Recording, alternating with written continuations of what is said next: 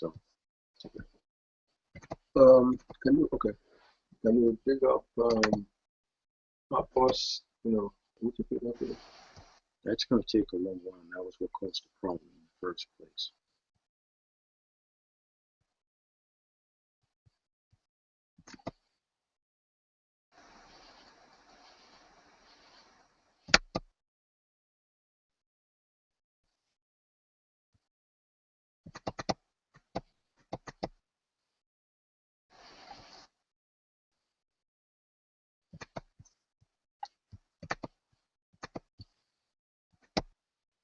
I'm done with Wikipedia is what I already understood what you asked for. Just give me 1 second.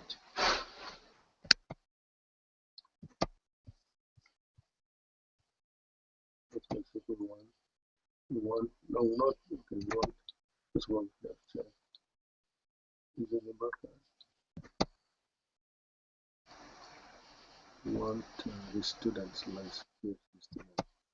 This one is see there's a connection there. For that's what we're doing. Students.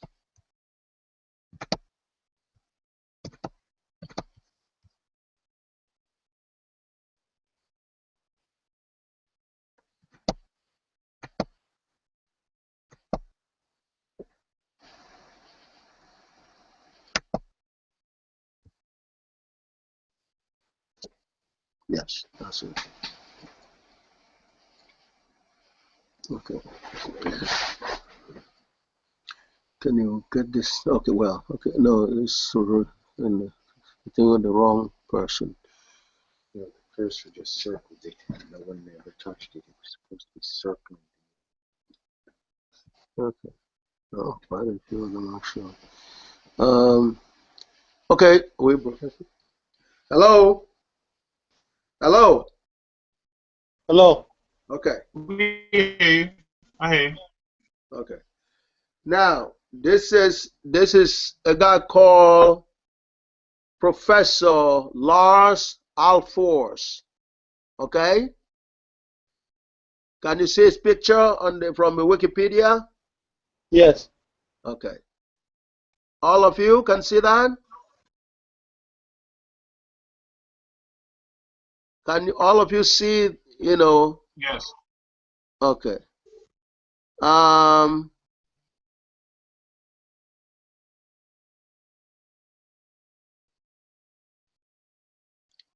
okay.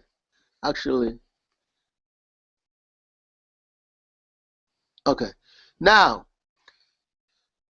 to the right, you see his picture and says Lars Alfors. Okay, can you see that? Can you all see Yeah. that? Okay. The Google screen is blocking it though. What? The Google screen, the Hangout screen is blocking it. What do you mean it's blocking it? What do you see? Yeah, I can see it now. Now it's blocking it again. How can it be blocking it? It's up here. The Hangout Google screen is blocking it. What about now? No, it's okay now. Okay, good.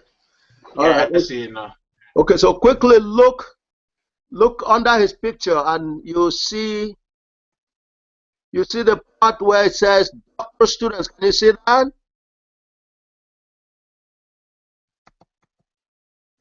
Can you see that? Yes. Okay. You see where it listed Paul Garabino? Can you see that there? Hello? Yes. Yeah, we can see it. Okay, Paul Garabedian, that is who we're talking about. Was a student of Lars Alfors. And as you saw him before, you know, he was the first winner of the field medals. You remember that, right? Yes. Yes. Both of you remember that, right? Yes. Okay. Now, his student is Mr. Paul Garabedian. That's one of my mentors. And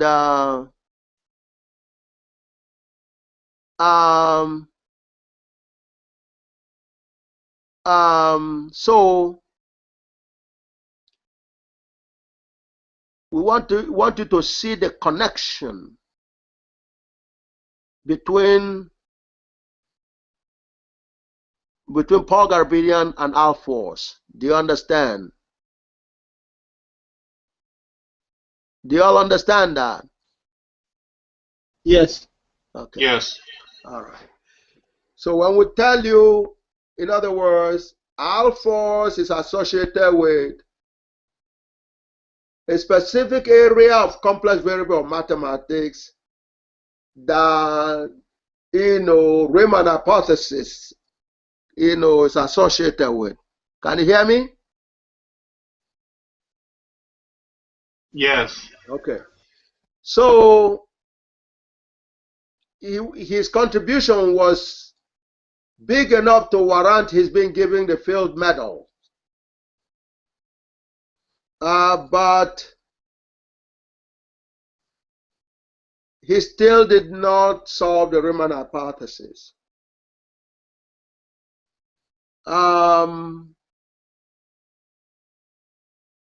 But the general field that he was awarded the prize for, in terms of Riemann surfaces, was proven by GAGUT as a key part of the solution to the Riemann hypothesis. Do you understand? Yes. Yes. That's the significance of, you understand, the connectivity between laws, alphas, and Riemann, Garabedian and Riemann hypothesis. Okay, John, I need a switch now. Okay. So can you all see that? Yeah. The Yes. Hangout screen is blocking it again. Okay. So yeah, what I need now is to go back to the comment page now, because we've made a connection between Field medals, and okay, that's it's 12 now. Can you all see it? Yes. Okay. What do you see? Briefing comments. Yes. That's called for this journal. Okay. So where we were is Paul Garabedian. You remember him now? Hello? Hello? Yeah, I hear you. Okay. Yes. We had reached Paul Garabedian before, and I wanted to tell you who was Paul Garabedian's thesis advisor. Remember that? From Harvard University. Remember that? Hello? Hello? Yes. Okay, did you hear what I said in terms of how we left here to go into the other system to find out the background of Paul Garabedian? Remember that? Yes. Okay. Now, you can see here it says PhD mathematics from Harvard University at the age of 20. Can you see that? Yes. Okay. What we didn't put here is that his PhD was under Professor Lars Alphonse. You verified that from the Wikipedia, right? Yes. where we showed him as one of the doctoral students of Lars Alfors at Harvard University. You just saw that before we came back here. Do you remember that? Yeah. Okay. So that is to verify who Professor Garabedian was. Okay. Then it says, former head of math department at Stanford University. Can you see that? Yes. Okay. And later professor of mathematics at the Quran Institute of Mathematical Sciences that we've talked about, quite a while now. You understand? Yes. And for all practical purposes, Quran Institute could be a grandchild of Göttingen in terms of David Hilbert's student created the Quran Institute. Do you understand? Yes. Okay, so Paul Garabedian became a star professor there. And he also, the paper that was published in our journal is a paper called Wrong's Theorem. And Wrong's Theorem was Wrong, Professor Wrong was from Göttingen University. You understand? Yes. Okay. So it's all connected. Now, and he's also the author of a mathematics bestseller entitled Partial Differential Equations. Okay? Yes. That's the background of Professor Paul Garabedian. His student was writing a recommendation letter that we read during the last broadcast. That's David Korn was his student. And he was indicating how both Professor Garabedian and himself tried to solve a problem, which they were unable to solve. Do you understand? You remember that? Yes. And then he verified that that problem was, the solution to that problem was revealed to me. You remember that? Yes. Okay. Now, that's who Paul Garabedian is, a former head of the mathematics department of Stanford University, and a student of Professor Alfors, who won the first field medal in the history of field medal. Now, his comment about me is as follows. Okay, are you still on his piece, right? Are you there? Yes. After Yes. saying that he's a bestseller, author of the mathematics bestseller entitled Partial Differential Equations, he declared that, okay, are you there? Where it says declared that? Yes. Okay. Yes. Quote, he, that is referring to Professor Gabriel Audu Oyibo, cannot, as in can't be squashed. Can you see that? Can both of you see that? Can all of you see that? Yes. His comment was, Oyibo can't be squashed in a mathematics argument or intelligence competition. That was Professor Garabedian's comment about me. Do you understand? Yes. Yes. As in, Oyibo is invincible when it comes to intelligence. Do you understand? Yes. Okay. So that was done on April the 7th, 1998. That's quite a while ago. Do you understand? Yes. Okay. Now, this guy, you can see his background. There's no reason why he shouldn't have won a Nobel, field medal. Okay? But he also, I learned quite a bit of things from him with regards to Riemann surface. Okay? Yes. Because of the work that he did was profound. He did a lot of wonderful things.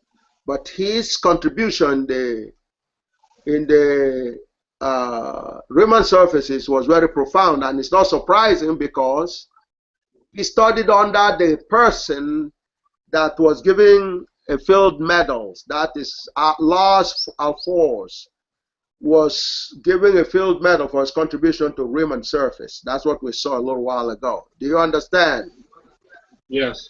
So Professor Garabedian was a student of that field medalist.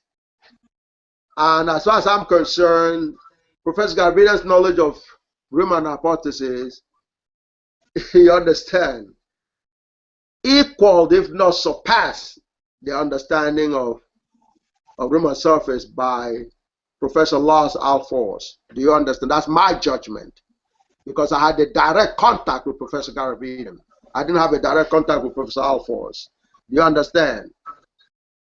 But Yes. I could not think of anyone else that understood Riemann surface as much as Professor Garabedian.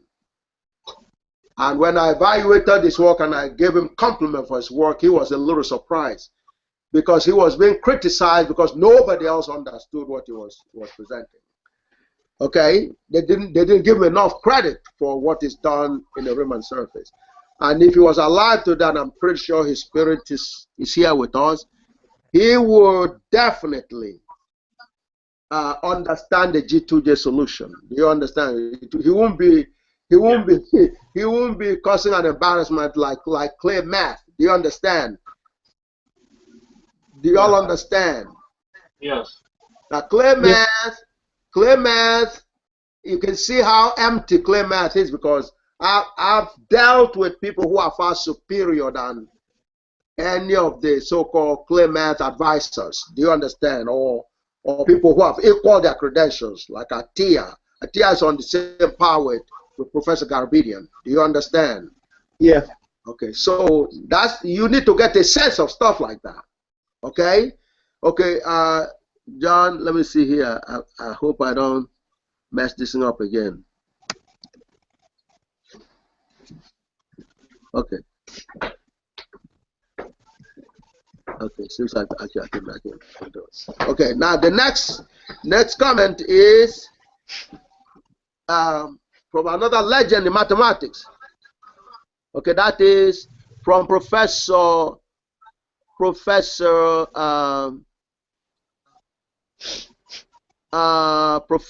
George Handelman, former head of math department at Brown University. Okay, are you on that part? That's the next to Paul Garabedian. Can you see that?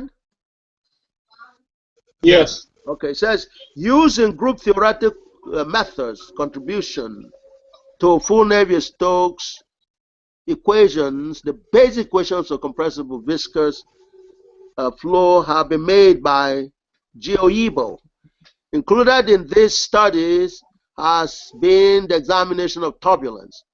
As a personal aside, I have felt that the problem of turbulence is for adults only. Can you all see that?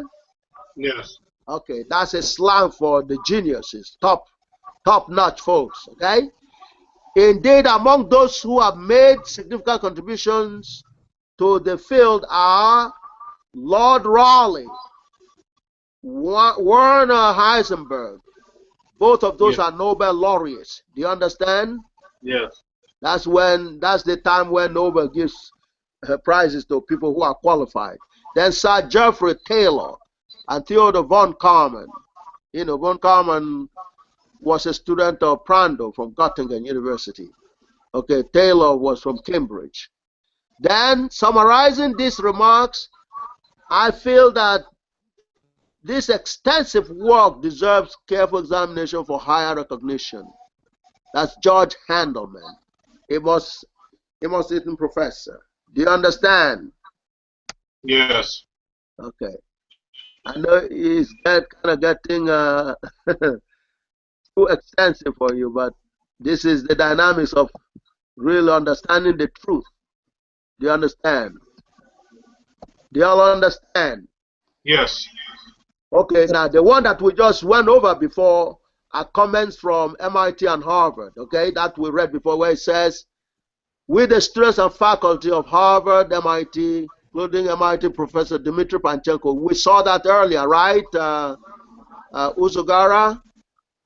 Yes. Okay. Wish to express our desire to have Dr. Gio Yibo, Professor of Mathematics and Nobel Prize nominee, give a lecture at our campus about the discovery of the theory of everything, GAGUT, for which he has been nominated for Nobel Prize.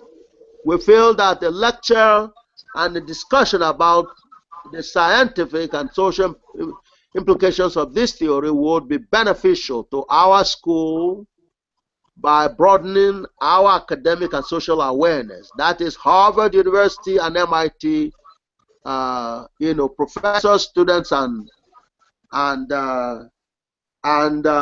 staff. Okay, and as I told you before, numbering over 415. Can you see that there? Yes. And that was done in December 2002. Do you understand? Yes. So that's about 14 years, 13 to 14 years, 13 years ago. Do you understand? Yes. Okay. Another one comes from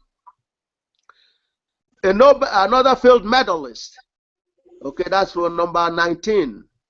Okay, or number 7. After John briefed him, John Glover briefed him, his name is John Milner, was a field medalist from Princeton. He was a former Princeton professor of mathematics. Okay, December 2nd, 2010, he commented after John briefed him on GAGUT. He says, I would like to learn more about GAGUT. Do you understand? Do you understand? Yes. That's a comment from another field medalist. And yet another professor, this time from MIT, former MIT professor and a Columbia University professor. And this guy reviewed or verified the so-called Poincare conjecture, okay, provided by Professor Gregorius Perelman. On the 2nd of December 2010, he commented to John, and John Glover is here. He says, it, referring to GAGUT, quote, is extremely important, by a guy called Professor John Morgan. Okay, that was his comment to John. John is over here. That's correct. Okay, do you understand? Yes. Okay. These are the various comments. Okay, and then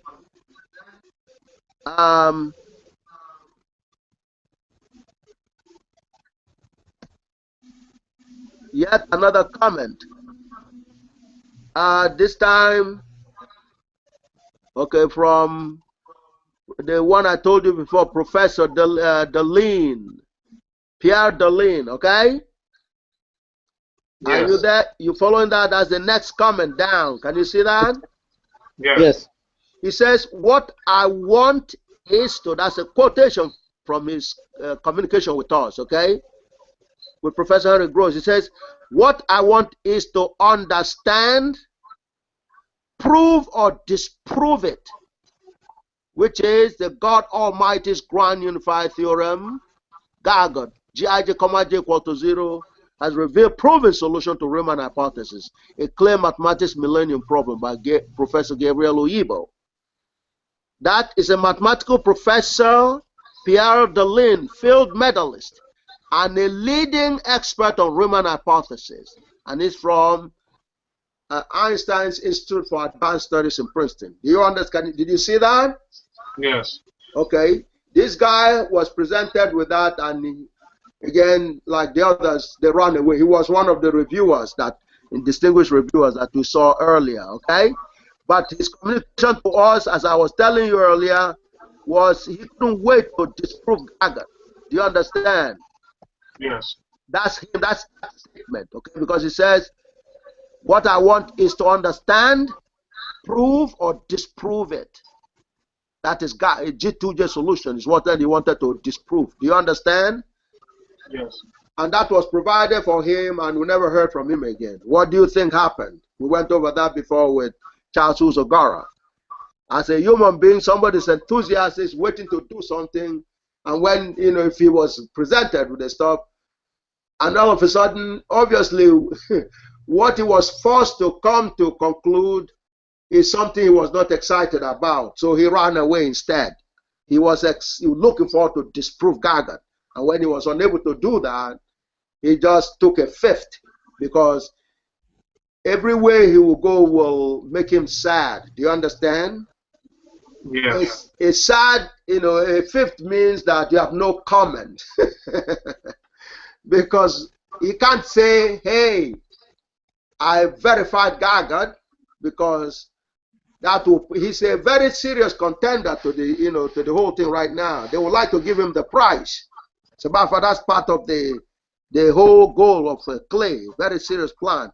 If either they put a black face and gave him the prize, or give Delin a prize, because Delin was supposed to have made such a contribution to Riemann hypothesis. He's the highest supporter of the Riemann hypothesis so far, okay, before GAGUT. Do you understand? Do you all understand? Yes. Yes. So it wasn't in his best interest to say GAGUT is right, and he couldn't say GAGUT is wrong because it will make him look very poor. Do you understand?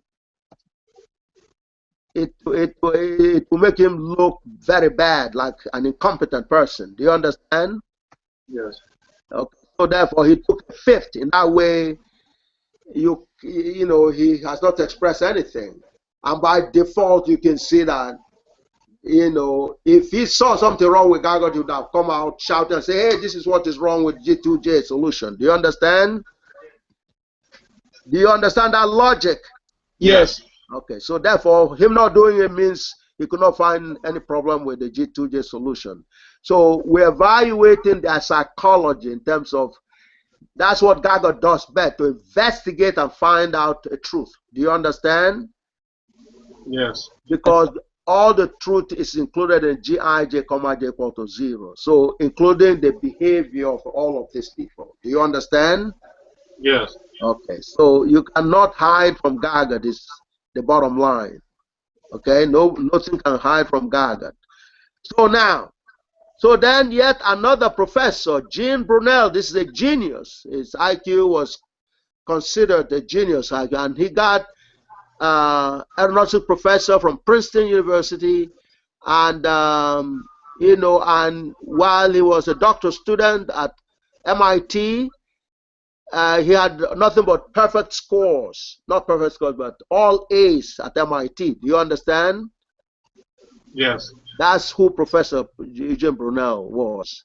Okay, and he was one of my, you know, one of my professors, one of my mentors, and thesis advisors. Do you understand? Yeah.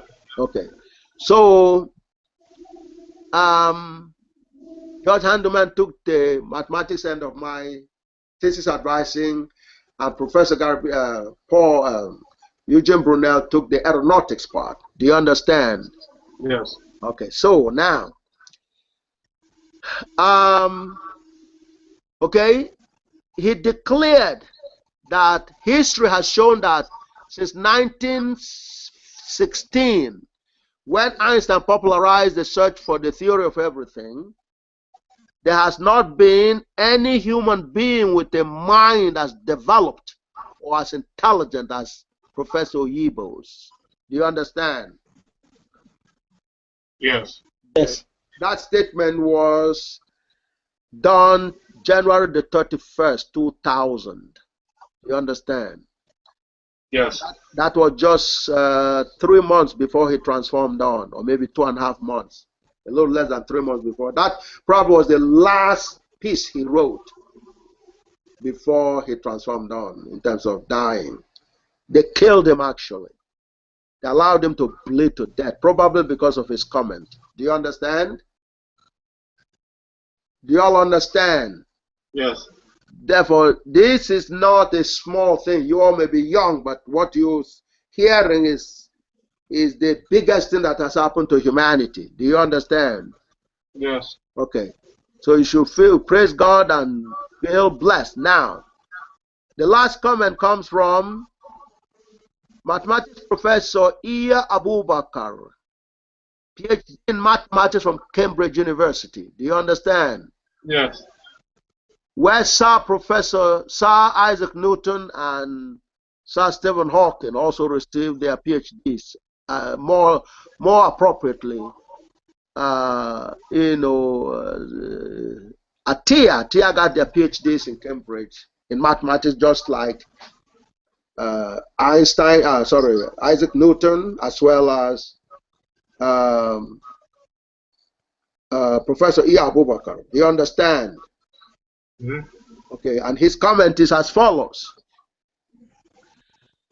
He categorically verified that GAGUT is a very big breakthrough. And the GAGUT equation Gij, comma j equal to 0 is perfectly correct. Do you understand? Yes. Okay, and that was videotaped. You hear him actually make that statement before a camera on 23rd November 2004. That was during my trip for the global presentation of GAGUT in Nigeria. During the Nigerian trip. Do you understand? For 30 days. That's Yes. Yes. That's a comment we had from Professor E. Abubakar. And he was the one that became the author, principal author of the unified GAGUT motion that was unanimously adopted, which was actually a cooperation from all the black people in the diaspora. Okay, Minister Clarence Brown went over there representing the black people in this hemisphere, and the motion came out. This guy was a principal author because since it's a mathematical piece, there was a need for a mathematician that understood the equation, and he presented that. In the process, he spoke for Cambridge. That's what he said on behalf of Cambridge. Do you understand? Yes. Because he has a PhD in mathematics from Cambridge. He says GAGUT is a very big breakthrough as the one unified, God Almighty's grand unified theorem, meaning a theorem that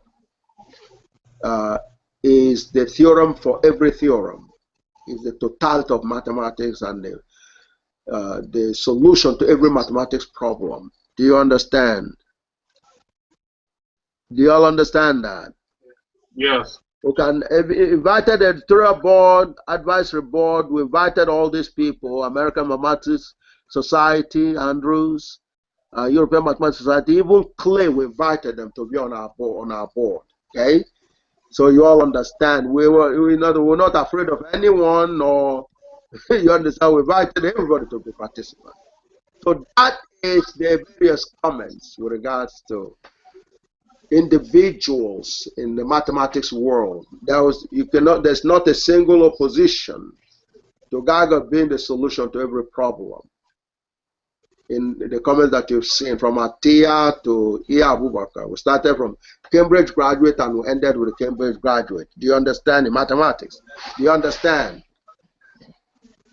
And these are all samples in the tons of reviews with regards to GAGUT. So therefore, there's absolutely no room for any doubts with regards to GAGUT from any quarters. Therefore, it's a God order.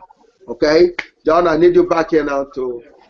So with this, therefore, what I can do now, just to summarize for you in terms of the infallibility of GAGUT, is to get you to see the actual solution again. So after all these comments with regards to the solution, do you see it again? Do you understand? Yes. So you know what people are commenting about. You've seen the statement of the infallible theorem. John, I need you here. Okay? Infallible theorem, and you see the proof of the infallibility first through the comments of very qualified mathematicians, legends, although they're not living up to their responsibilities in that respect, because they're not coming out and advising ClayMath that has no mathematicians on board and whose interest is to really propagate fraud and make humanity suffer. Okay? So that's why this broadcast is extremely important. John? Okay. So you're going to bring us back to the basics. And since you've all heard the presentation of the G2j solution already, right? Go ahead. Yes. Okay. Go to the presentation of the Riemann hypothesis. Go to the equation. Okay, so we're going to now just, again, since you've already seen before, we're going to go to the beginning of the presentation. I'm going to go rather fast. You've seen the previous broadcast. Okay, I could even start from here. It's not up yet. Just give me a second. Okay.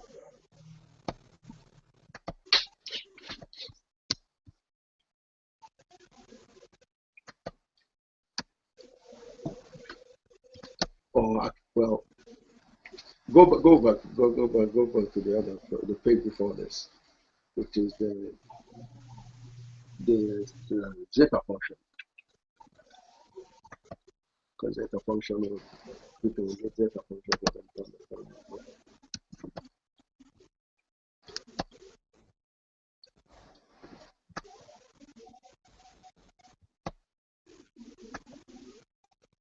Yes, that's it.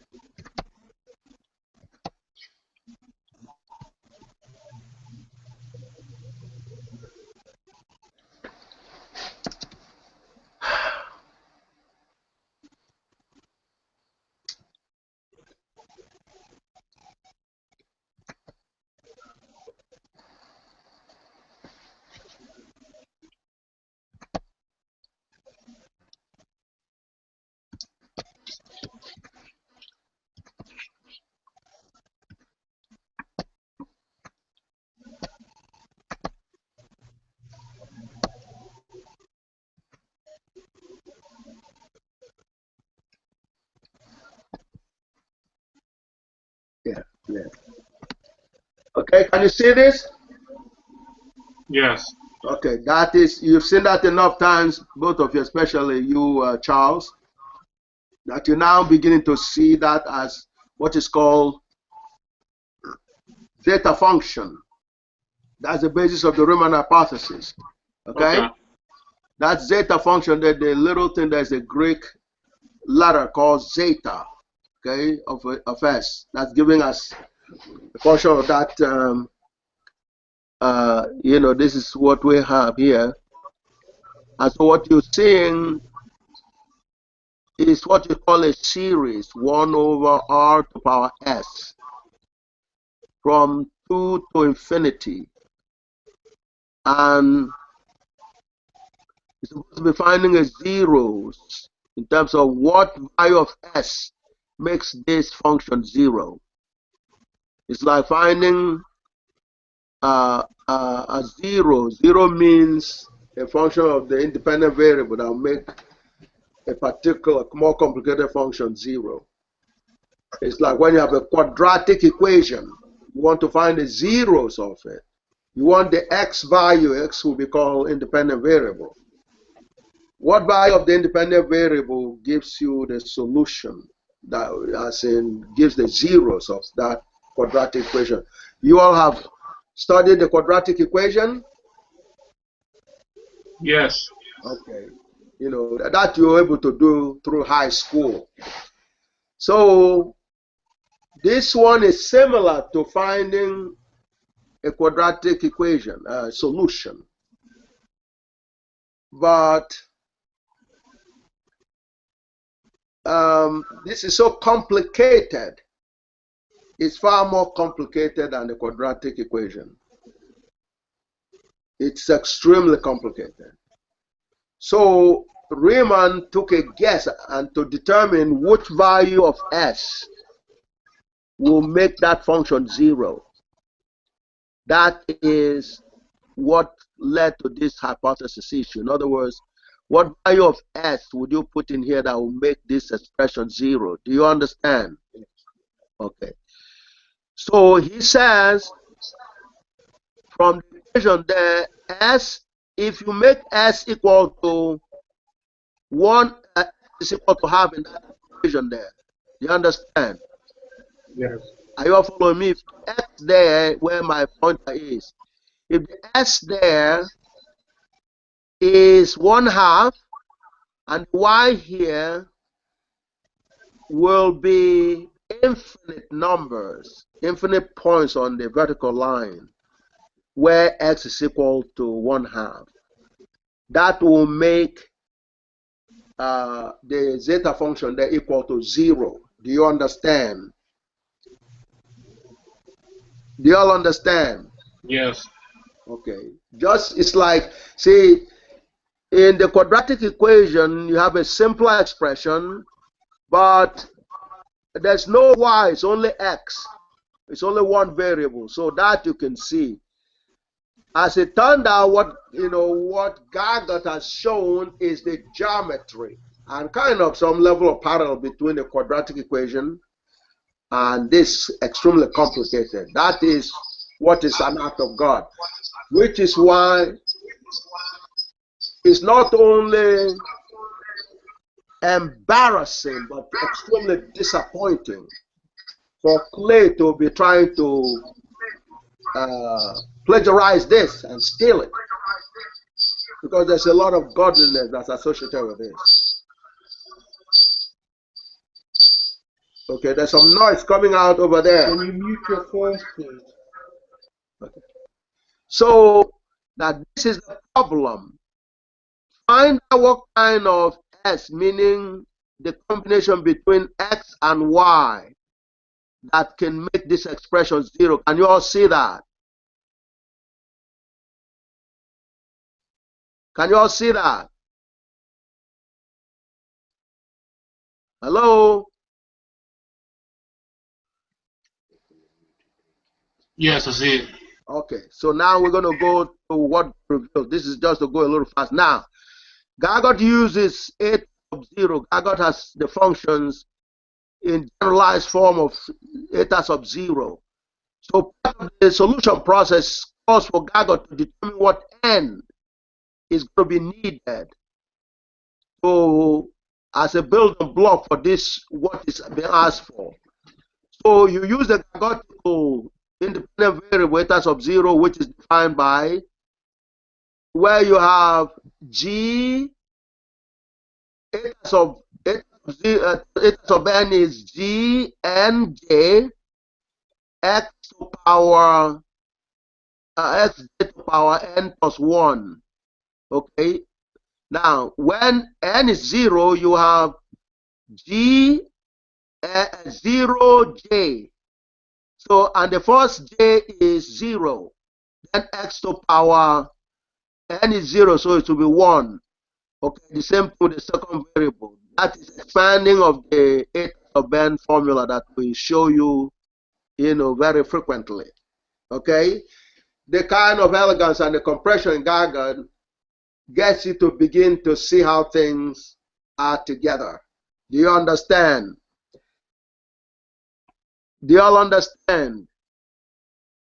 Yes. Okay, so what we do here is that when God showed me that based on the parameters of the function, it is a little subset of eta sub 0, which is this expression when specialize into S, G00 is equal to 1. This here is 0 is equal to 1. And G01 is I. So if you put 1 here and G01 as I, you will reproduce this from this equation. Can you see that? In other words, G00 is 1. Yes. That means you have X here. Over here will be X. That will be 1. And if you make G01 I, you will reproduce exactly this formula here. Can you see that? In other words, this formula came out of Yes. Eta sub 0. Eta sub 0 is a more global independent variable than this. This is just a special case of eta sub 0. Can you all see that? Yes.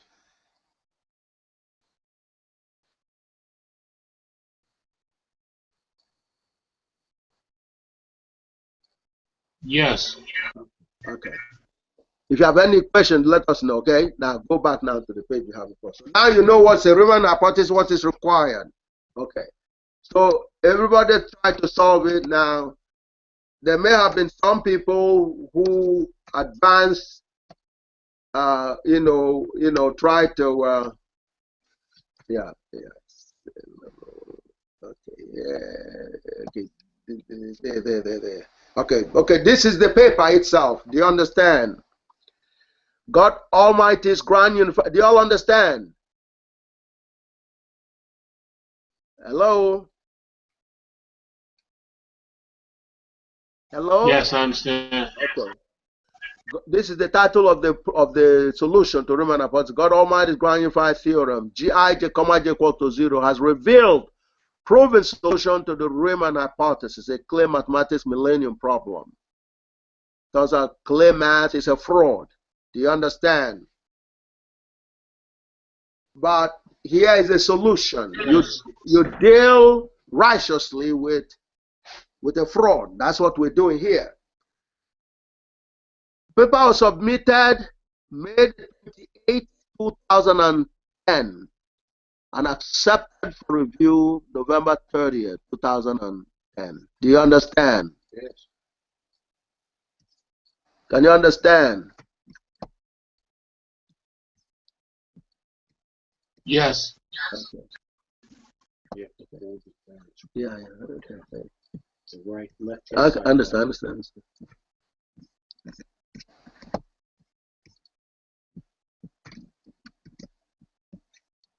Okay.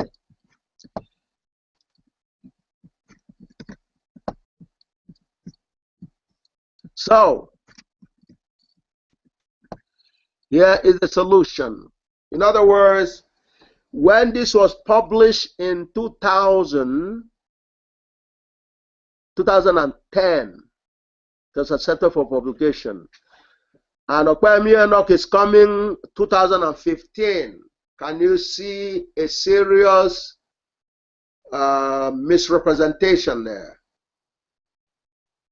Can you see the gap in time between 2010 and 2015? Yes. Can you all see that?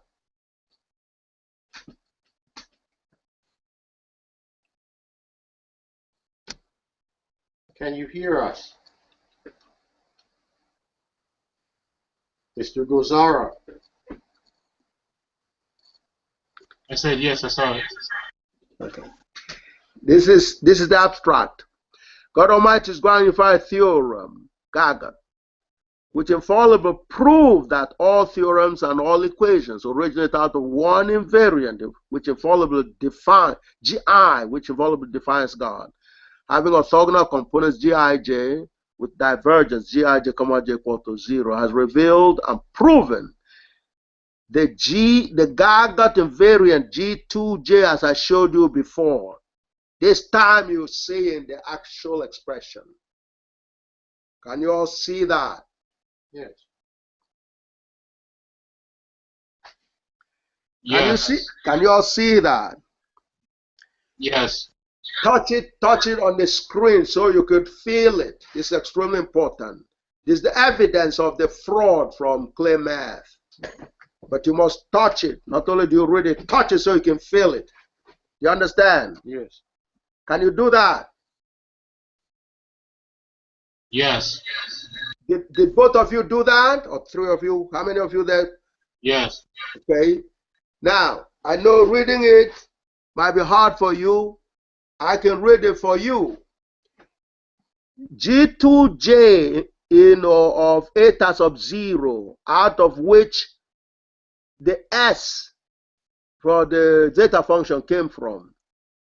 The original expression has been found since 1990s or 1990, and this was part of the expression. So if you take that invariant, specific one, which is minus eta sub 0, you can see that I touch it as I read them, okay? Can you all touch it as I read them? Yes. Yes, I am. Okay.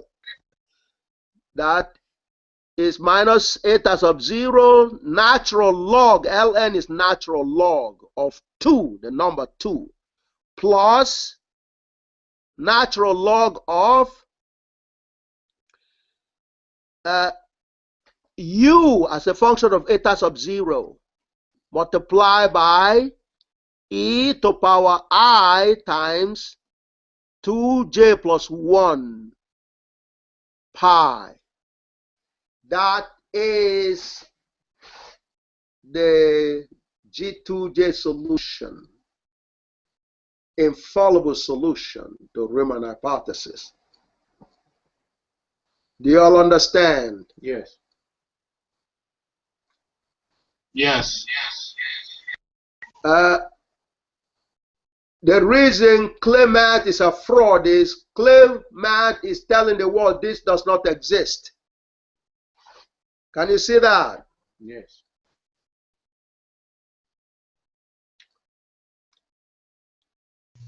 Yes.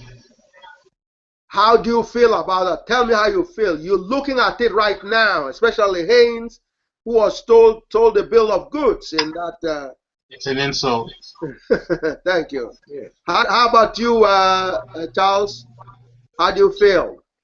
I said it was an insult. Yes. You should feel free to express how you feel. It's extremely important. This is why people are dying in the world, because of lies. And you see in front of you a very blatant lie presented by ClayMath. It's right here before your eyes, and it's been like this specifically. Okay, specifically in writing like this in this journal form since 2010. Do you understand? Yes. Do you all understand? Yes. Yes. And ClayMath is cunning, however, to ignore and disrespect and even insult professors, of the universities, okay, and depriving them of the knowledge of this solution. It's one thing if it was some guesswork. This is so perfect in terms of, like Professor Abubakar said, it is perfectly correct because he has brains, and that's definitely a genius student from Cambridge. Do y'all understand? Yes. Yes. And Pierre Delin, Professor Delin, cannot touch this equation. If he could touch it, we would have heard from him by now, because from his statement earlier that you saw, he couldn't wait to disprove GAGUT or the G2j. There is not a single, intelligent human being that calls himself a mathematician that can touch this GIJ, because it comes from God. Because this is zero. This is an invariant. This is zero. That's how you know it comes from God. Do you all understand? Yes. Yes. And that's why it's called an invariant. That invariant is this one here, see? Invariant, GI. And so, because an invariant, the change in that variant is zero. Do you understand? Yes.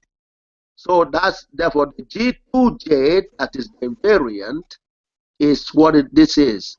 And is this expression here exactly. But if you look into the geometry of what this means, it is called a mapping from U space to the eta sub 0 space. That might require you a little more understanding, of geometry. But that's what it represents. And from here, you're going to see something that's extremely amazing in terms of a lot of credit to Riemann himself. It shows how much intuition God gave Riemann. Riemann did not have GAGUT, the GAGUT solution. He didn't have it. But whatever way he stumbled over it, he guessed the geometry here to be correct. Do you understand? Or at least partially correct. He gave a symbolism that is captured by this exact solution. Do you all understand? Yes. Yes. Notice how I'm so enthusiastic about teaching you this stuff. Doesn't that surprise you in some ways? No, not at all. Well, what are the chances that a person like ClayMath or their professors can come and be so enthusiastic to present something like this? What are the chances? None, because they couldn't even come up with Especially if they ignore the existence of this, what's the chance that they will come and be able to talk authoritatively on the most difficult problem like I'm talking to you right now?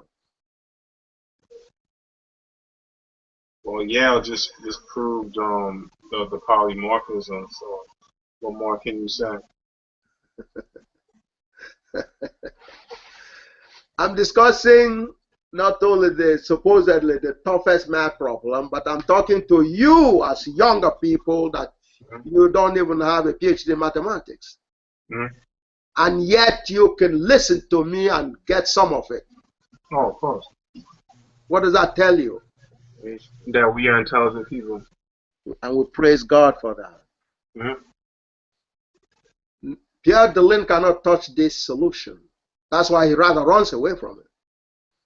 So does Michael Atiyah. There's not a single human being on this planet or anywhere else that can touch this solution. Do you all understand? Yes. Right. Yes. It's like giving an equation of a line.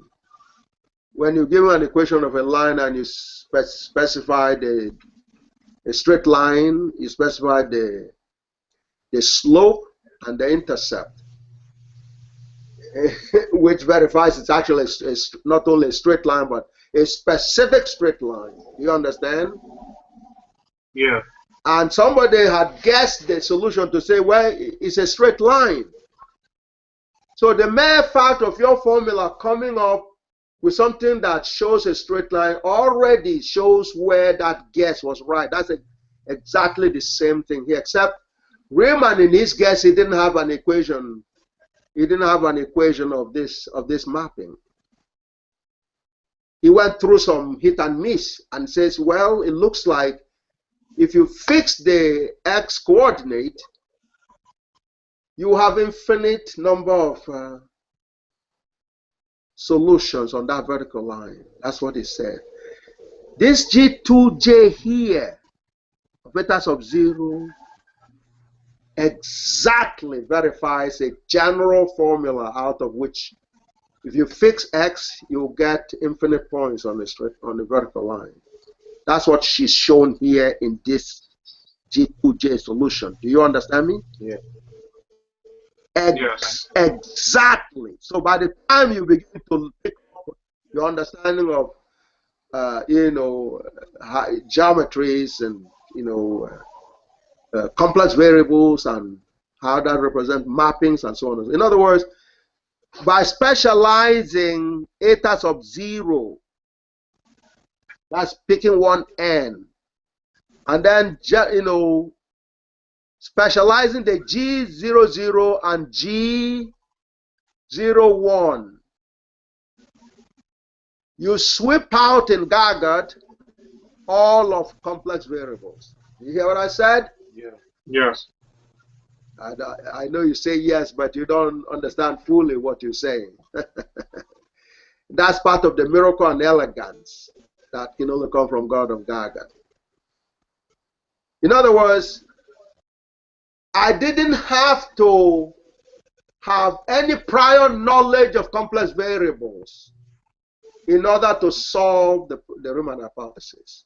But thank God, according to Professor Lutyens, he verified that I did take a course in complex variable with her, with which she remembered that I did get an A and I was on top of the class.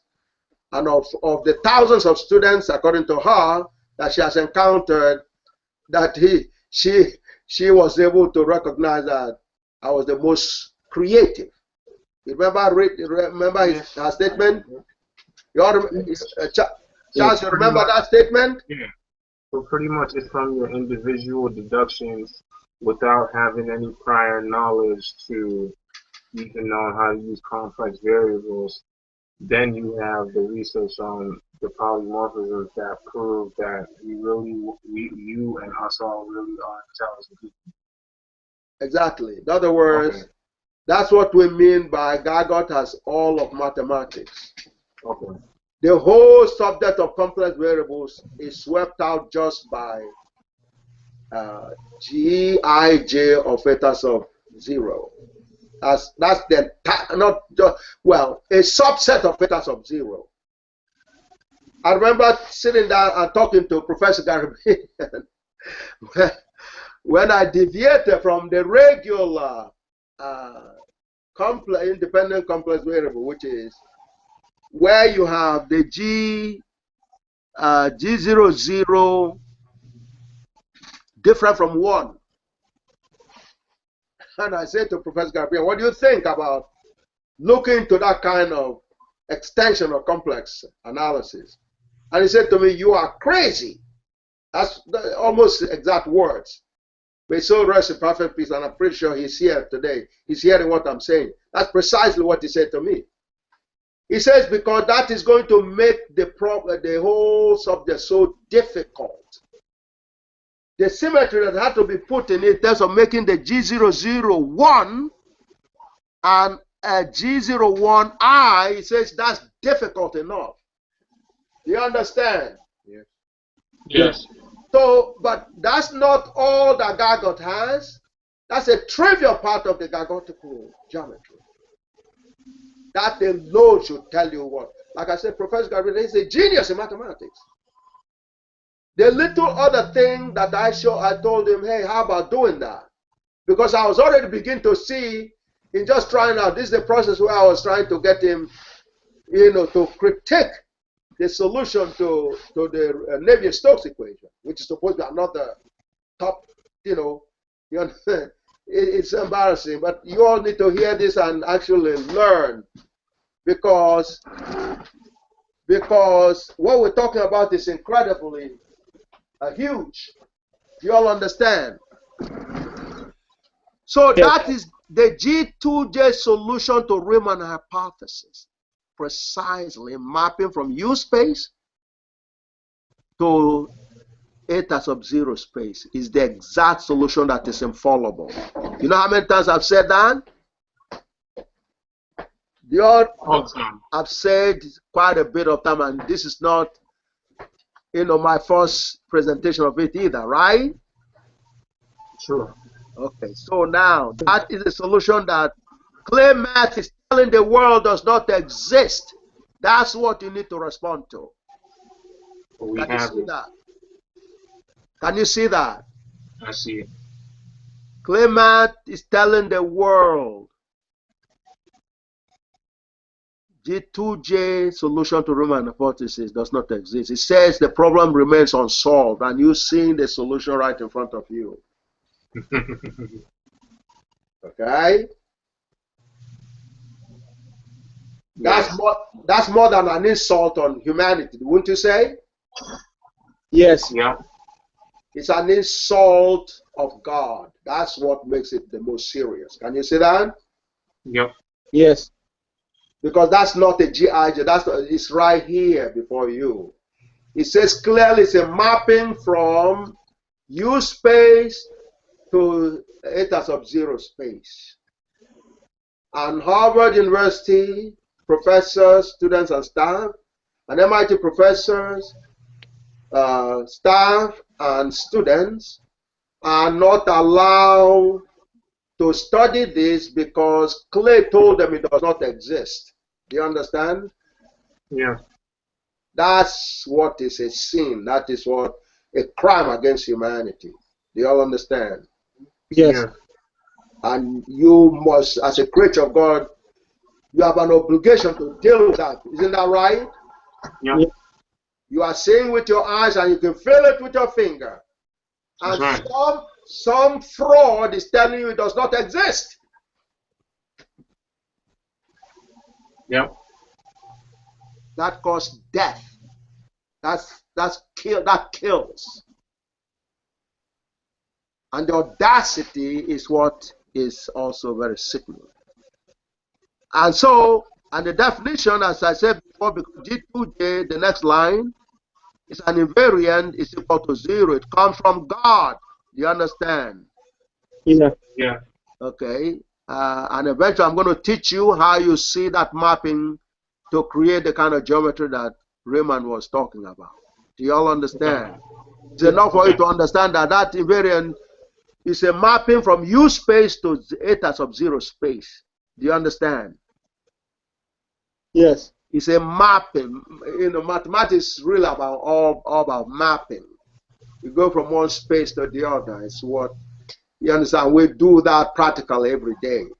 So when you say mapping, you mean like distance? The mapping is like taking a picture, which is how it, you know, So showing dimensions. That's how it mimics intelligence. Okay. Mapping means like you draw the map.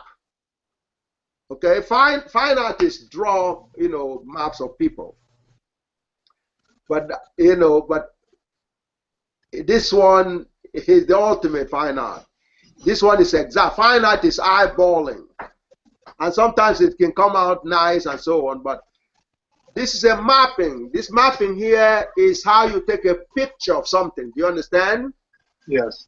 When you take a picture of something, the light rays reflects the points on the thing you're taking a picture of. Okay? Yes. In other words, the entity you take a picture of reflects the light ray into the camera to be captured in the camera, the film. Do you understand? Yes. And in the process, a map of that object is captured on the film in your camera. Do you understand? Yes. So you do the same thing with GAGUT, pretty much. You're saying. That's what that equation represents. Oh, okay. Okay. That solution says you're mapping. In other words, so what we call spaces is the object that's reflecting the light rays is a space. That's called a space-time in GAGUTical language. Do you understand? I do. The film inside your camera is another space. Do you understand? Yes. So what you do when you take the picture is to capture the essence of that space containing the object onto your camera space. Do you understand? Yes. In the process, you get what you call a picture of the object from another space onto the space on your camera. Do you all understand? Yes. Yes. And when you view an object, it's also like a camera. Okay? The person you're looking at, the entity you're looking at, is also reflects light through your eye lens into your brains. Do you understand? Yes. And your brain captures it and then interprets it, just like the camera captures it. So it's a mapping. That's what we call mapping. It's taking a picture is a mapping between two spaces. Do you understand? Yes. Yeah. That is what GAGUT defines geometry to be. It's about mapping. Do you understand? Yes. This is not a joke to be fooled around by ClayMath. ClayMath is allowing its ignorance run amok. That's what you're really seeing. The same thing that happened with religion, as a matter of fact. If you think about it. Yes. They use that to that's why they've been killing our people in the African world through ignorance. Because ClayMath is unable to understand not only the godliness and the beauty. Look how beautiful it is. Riemann wasn't able, or even Hilbert, they weren't able to see this mapping. They would have been delighted. This is revealed only to one human being. That's the one talking to you. And listen to hear how authoritative I am in speaking about it. Can you feel that? Yes. Yes. Have you any doubts whatsoever in your mind? No. No. That's right. That's right. That's right. That's a piece of God in me, which demonstrates the only reason we're created, which is to glorify the Almighty God. What I'm doing with you right now is glorifying or try to glorify the Almighty God. Because I'm passing the blessing from God onto you. Do you understand? Yes. And you are picking up on it. Jim Crow never expected you to be in a position to understand me. But you can see you understanding some stuff, right? Yes. Today you understand the concept of mapping when we use the word mapping in mathematics, didn't you? Isn't that right? Yes. It's like Yes. taking a camera and taking a picture. And the purpose of taking a picture is so you can capture the essence of reality. Can you see that? Yes. Yes. And then you could analyze it and even study it more, you know, at your leisure. Do you understand? Yes. Yes. But and looking at it makes you understand it better. You look and you look again, you know. But rather than stay with the object and move at it, you can have it on a piece of paper and look at it at your convenience. Do you understand? Yes. Yes. And the process of this mapping or transformation, that's another word for it, you are able to study the details of the object and stuff like that. And what it really means. That's what God revealed to me, the totality of it for every. So therefore now, as you looking at an object and you get the light rays being reflected into your brains and you're able to get a picture and understanding, that picture is what you really call understanding, which is intelligence is the act of understanding. So as you mapping the object in your brain, it gives you an ability to understand. So therefore, that is an aspect of intelligence. Can you see that? Yes. Yes. So your perception of seeing is part of your ability to understand, because seeing is understanding, or seeing is believing or understanding. Do you understand? Yes. Yes. Because there's a transformation, a mapping onto your brains that make you understand what it is that you're seeing. Do you understand? Yes. That Like is the camera. That's like a camera. That is how you understand. That's the expression of intelligence. So when you hear Professor Yibo is blessed with the ultimate intelligence, that's what you're hearing from me right now. Are you beginning to understand that? Yep. That's right. And Haynes, are you beginning to understand that? Yes. Are you Yes, beginning Professor. to feel that? Yes, Professor. And is that resonating with your system in terms of getting your systems, you know, how do you say it, stimulated? Yes. Very. That's right. That's what God has ordered.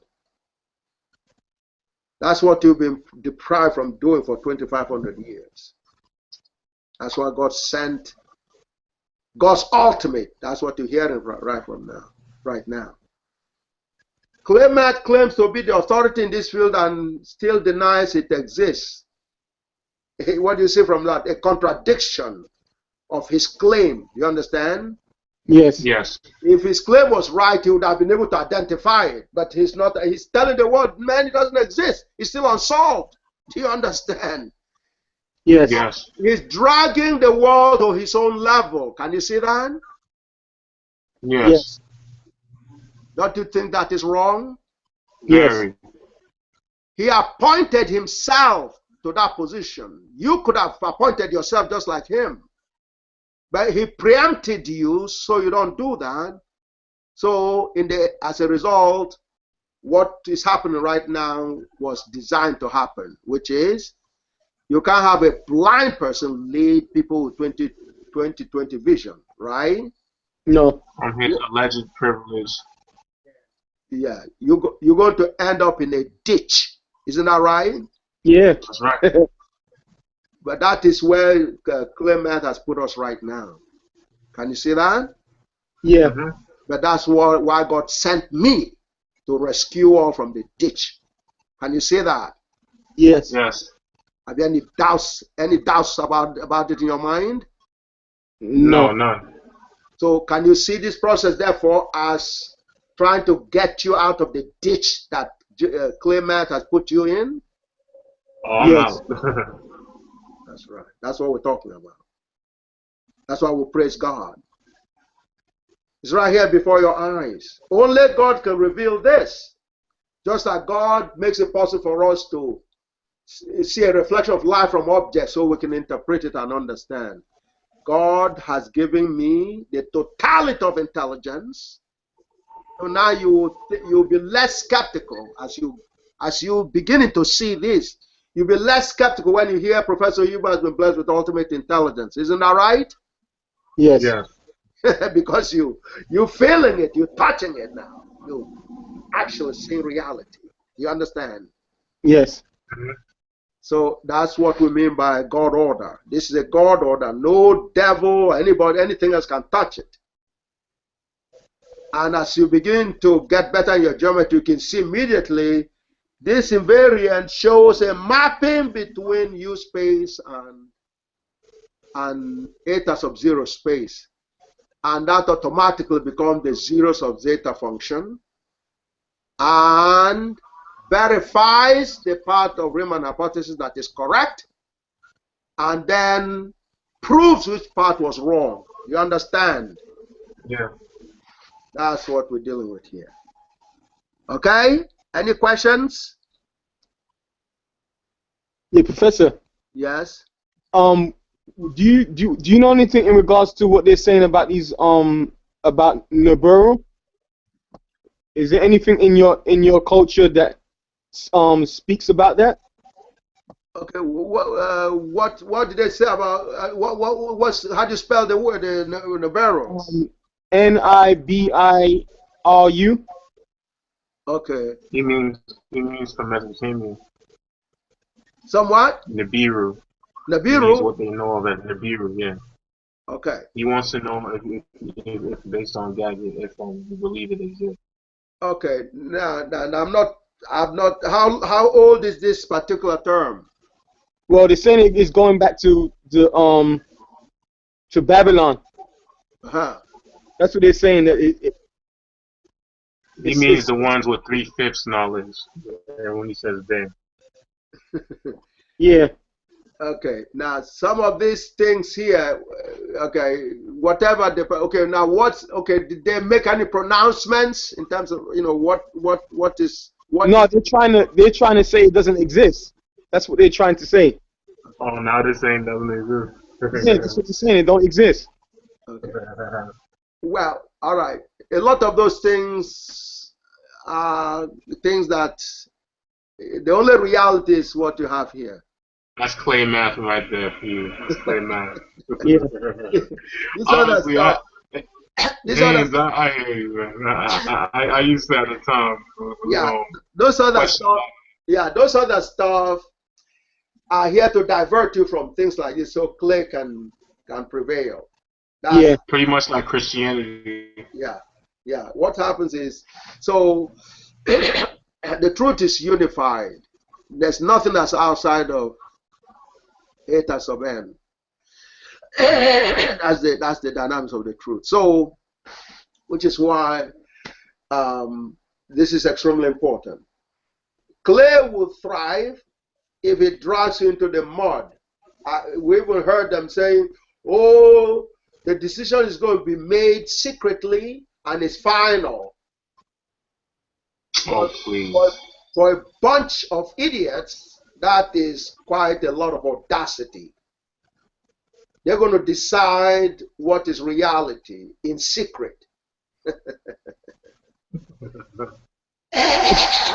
Professor. Yes. So what about CERN? What do you what do you think they're doing over there in CERN in Switzerland? Well, CERN recognized GAGUT very well. and classify GAGUT as being a source to interpret religion.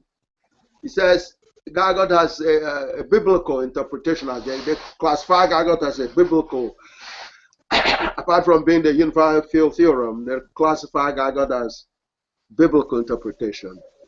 You know. Was that to demean it, or they just wanted to analogize it? No, well, they are, you know, they kind of trying to show an understanding of GAGUT as being broad, you know, in terms of being the total, you know, being a very broad truth, you know, that covers, you know, things in the so-called religious books, which is, you know, and it proved definitely far ahead of, you know, ClayMath. Okay, so they read it, understand. They have a copy of the GAGUT books there. Is it safe what they're doing though? Oh, they haven't? No. Well, first of all, oh yeah, they have GAGUT books there. You know, wow. At CERN. Oh yeah, I mean, and if you follow the dynamics of, you know, allowing the books to be borrowed, they are very, I mean, it's like what Sai was saying with regards to Slack in Stanford. It's highly restricted. Yeah. So the privilege that you're having right now, listening to this, is not available to the, even like you saw from Harvard and MIT. The MIT professors are not privileged to hearing what you're hearing right now. That's why we have to broadcast it so that some of them can catch it. You understand? Yeah. As you get more, you will be able to understand.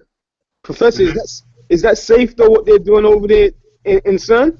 Well, some of it's safe, some of them is not. You know, some of them are. Yeah, I figured. You know, so, but they don't understand GAGUT.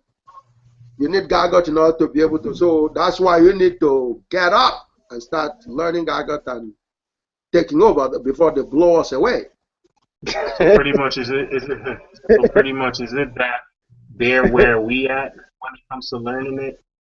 Yeah, you have a lot of responsibilities. You need you need to get up. Those places are waiting for you to take your rightful place. That's why I'm spending time with you right now. Okay. You have to take this very seriously, because the privilege you're getting right now, 99% of the world is not getting it. It's an extraordinary privilege. Otherwise, Clay will not be bold enough to tell them G2j does not exist. They're caught up in a very serious fraud, the rest of humanity, because of propaganda. People who do not qualify to be students of black people are claiming to teach black people something. That's what you get. Okay, so they try to hide and try to steal, and where they can't handle it, they will let it stay on the shelf and see how they could get around it, and so on. That's what is being done by ClayMath. So do you think they're a different race? That's why that's going on? No, they have lower intelligence. That's why this is going on. Oh. They have 19 level of intelligence by their own measurement. And since, you know, God ordained mind to be infinite, they had no choice, and they couldn't disagree with that. So they had no choice but to, you know, to allow some of the truth, which to say black people are far superior in intelligence at etas of 28, as opposed to their own etas of 19. That's their own estimates of human intelligence. So that means you were created to be teachers, not students. Do you understand? Yeah. That's what in the Yale piece. That's why I went over Yale after John had gone over Yale. So therefore, they're waiting for you to learn GAGUT in order to teach them. So that means you have to be in the business. Do you have a copy of your book yet, Haynes?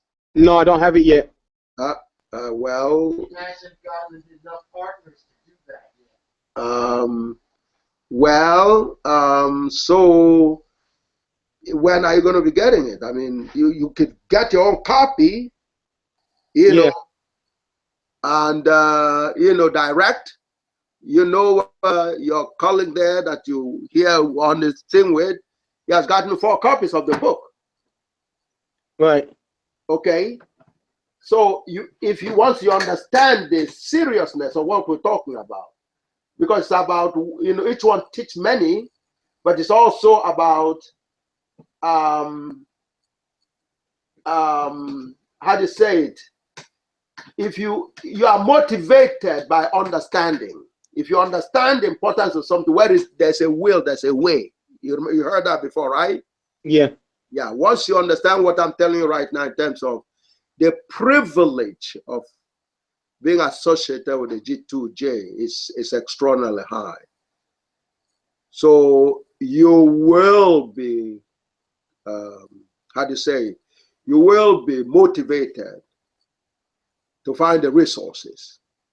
And Right. part of finding resources does, even if you don't have what we call the Jim Crow dollar, you partner with your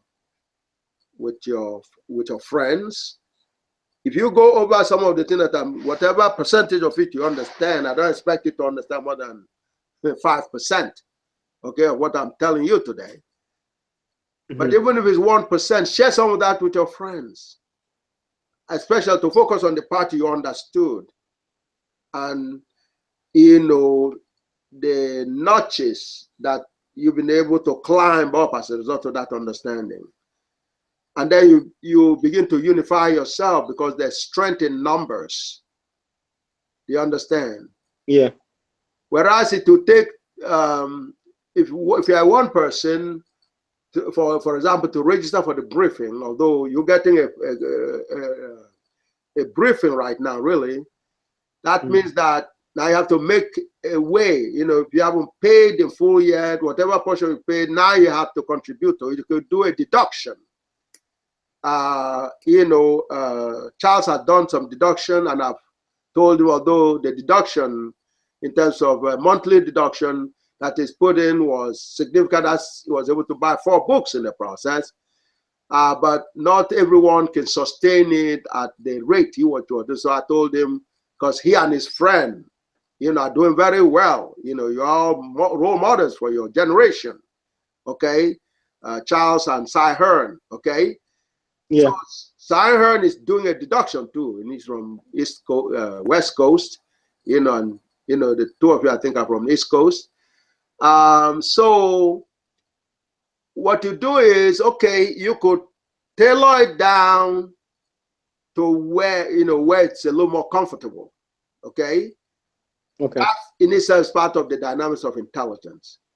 The whole goal is to make you not only, how do you say it, show intelligence.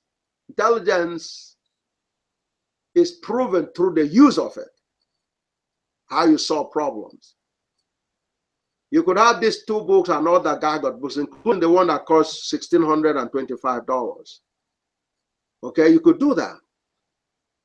Because if you have 16 people together, it means that, or 160 people together, it becomes an issue of $10 per person. Do you understand? Yeah. It's not very difficult to get 160 people together. If you understand some of these mind-blowing things that I'm sharing with you right now. Jim Crow doesn't even have the capacity to understand what we're talking about. So he finds it easy to ignore it. So he doesn't have to take any responsibilities. And in the process, it becomes an issue of theft and robbery. That's what has been going on for 2,500 years. We're not a race that steal. We are disgusted with stealing because God gave us intelligence. People who are intelligent really don't steal. Do you understand? Yeah. So that's who we are. So that intelligence is what is called for, because eta sub 0 is intelligence. Eta sub n is intelligence. I have eta sub infinity. Okay, Jim Crow went into the labs and they found their own score at 19. and have your, the rest of black people score or average at 28, 8 of 28. That comes from the formula that I've been flashing on the screen for you to see, 8 of n. N is the level of intelligence. You understand? Yeah. And for the black people, Yale confirmed you have the best of all races, which is 8 of 28. And Right. they themselves who are measuring it have 8 of 19. They, for the first time on record, have agreed that the black race constitute the most intelligent race. You understand? Yeah. So it's mathematical from 8 of infinity for me, which they have no choice. That's what forced them to abandon Jim Crow's policy of fraud. Okay? So Yeah. I'm produced by black race, therefore automatically the black race must be the most intelligent race. So now they can go into the lab, using equivalent of 8 of n, and they measure the n for black people 28, there's 19. So therefore it is a God order, which means it's GAGUTical. It's GAGUT. Professor, let's Yeah. ask another question. So what is CERN searching for? If the answer's already here, why are they searching? I guess something to do. That's all. And That's a big thing to do. What they built over there. yeah, no, they simply see. First, it serves all kinds of purpose in terms of putting them in a good light. Mm-hmm. It's fraud, just like clay. Yeah. They are pointing themselves, but invest in the resources. This is what I'm telling you. There's a part where you need to grow, which is you should learn to appreciate value and invest in something that's valuable. You understand? Yeah. That's what we're trying to remind you and sensitize you to rise up to again. You lost that dynamics because you were told you were worthless. They called you slave. They call you all manner of names that don't belong to you in the list. So you've suffered a lot of psychological attack. God has now brought a therapy and a relief that get you to rise to the very highest points of the creature's ladder. That's where you are. So you're waking up to it. That's why God made me spend time with you so you can rise again. And it's time for now. Every second is supposed to be rising, as long as you either watching the presentation or talking to me. You're supposed to be rising to higher grounds. You must plan your strategy in terms of each one teach many, Yeah. and getting motivated to invest in your dealings with GAGUT. For example, do you have a GAGUT shirt? No, I don't. You need a GAGUT shirt. You need the GAGUT books, especially the last 2 versions, the book itself and the journal. You need copies of those. And you need your communities to have copies of those. That's the only dynamic that will stop the police killings. Do you understand? Yeah. If you don't do it for any other reason, but do it for the sake of stopping the killing. Do you understand? Yeah. So this is what stops the killing, because in the process, you introduce yourself to the police. The police does not know who you are because you don't know who you are as a result of being attacked psychologically. You've been confused into pretending you are a slave. There's no possibility for you to be a slave. Do you understand? Yeah. So the feeling of being a slave is a Hollywood script. I know people act in Hollywood. So some people, when they act long enough, they begin to live that acting. Do you understand? Yeah. That's what has been happening to us. So now it's a wake-up time. That's why, John, I'm going to need your help. So you're going to be able to see the geometry of this G2j. It has a geometry. And believe it or not, God has sent a message through that geometry, which is this G2j here is actually a mapping that shows it is time for Jim Crow to quit. And it is time for the world to get back on track again through the leadership ordered by God through the black people. Do you understand? Yes. That is what is shown through this G2j solution. Another reason why ClayMath will be delighted to ignore it. Do you understand? Yeah. And I'm going to show that, John. Okay, yeah.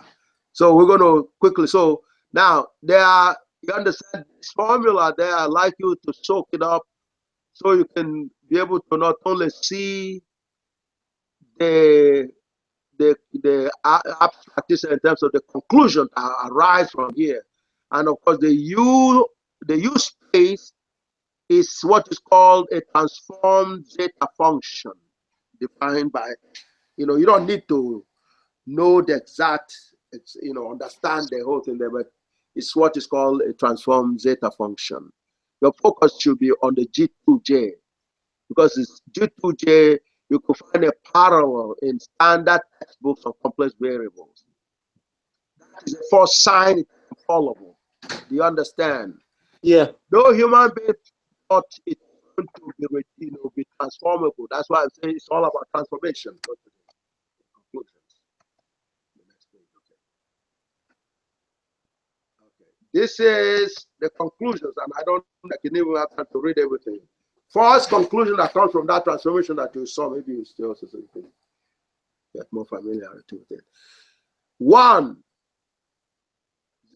Riemann function RZF defined for x is greater than 1 represents the convergent subset of zeta function given by zeta of a function of s, where s is a complex variable. As n, the number of terms of zeta function approaches infinity. 1b, zeros generated by the zeta function contain all prime numbers. The prime numbers come from the component of G2j, where you have e to power I times 2j plus 1 pi. That's where the prime numbers come from. Do you remember seeing that a little while ago? Yeah. Okay, that's where the prime numbers all come from. Because all that is odd numbers. And since prime numbers are, except for number 2, are subsets of odd numbers, it means all prime numbers except 2 are all embedded in the G2j solution. Do you understand? Yes. Which is one of the primary purposes of the importance of Riemann hypothesis. So there is nothing that was discussed about the characteristics of Riemann of the zeta function zeros, that is not captured by G2j over there. There's nothing. That's what makes it godly. Do you all understand? Yes. Do you all understand that? Hello? Can you hear us?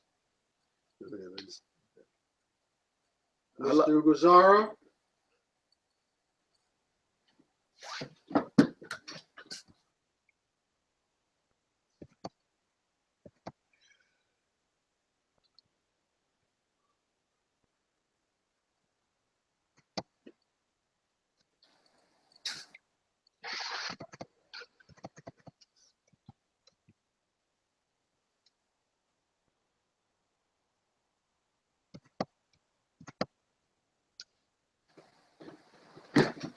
Mr. Haynes, can you hear us?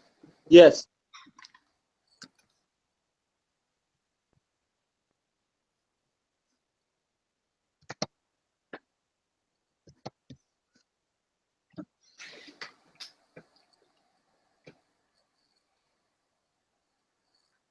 Okay? Are you there? Haynes is there. Can you hear us? Yeah, I can hear you, but I think the other one's dropped off. Yeah, I sent him an invite. Okay. All right. So now, so therefore, the contains all prime numbers with the exception of 2, and a subset meaning eigenvalues, or points that map the U space that we mentioned before logarithmically right onto the complex variable space, and can be represented by S is equal to X plus I Y J. Whereas consistent with the logarithmic mapping, that's what is called logarithmic mapping, due to infinite branches for any given value of the xj, there are infinite values of yj's that are located on the vertical straight line given by xj is equal to constant. This general solution is the origin of, correctly agrees with, and verifies the functional form of Riemann hypothesis zeros formula, since xj can be 1/2. So that's the correct part of Riemann hypothesis. X can be 1/2. But you know what was revealed through GAGUT is if you fix x, there are infinite values on the y, which is what Riemann guessed.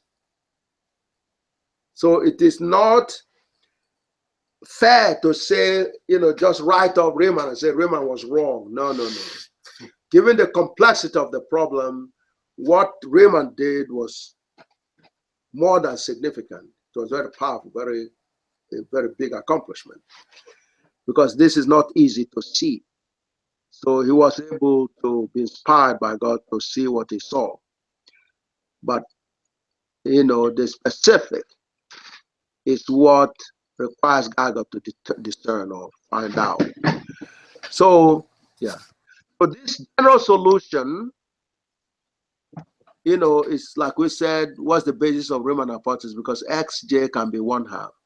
Riemann hypothesis zeros, however, are non-convergent and so do not converge at all to any one set of values of y i's as n approaches infinity, yj as n approaches infinity, proving here as a mathematical reality that zeta function does not converge to any one function with one set of zeros as n approaches infinity when x is equal to 1/2, has appeared to computation experts like very slow convergence challenge, which is another way of saying all computed Riemann hypothesis zeros thus far are thus proved to be non-convergent and hence finite field zeros.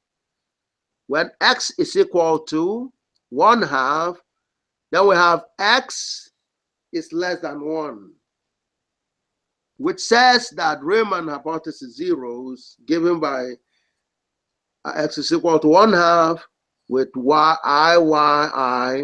are not Riemann hypothesis or Riemann Riemann zeta function zeros, due to the domain definition.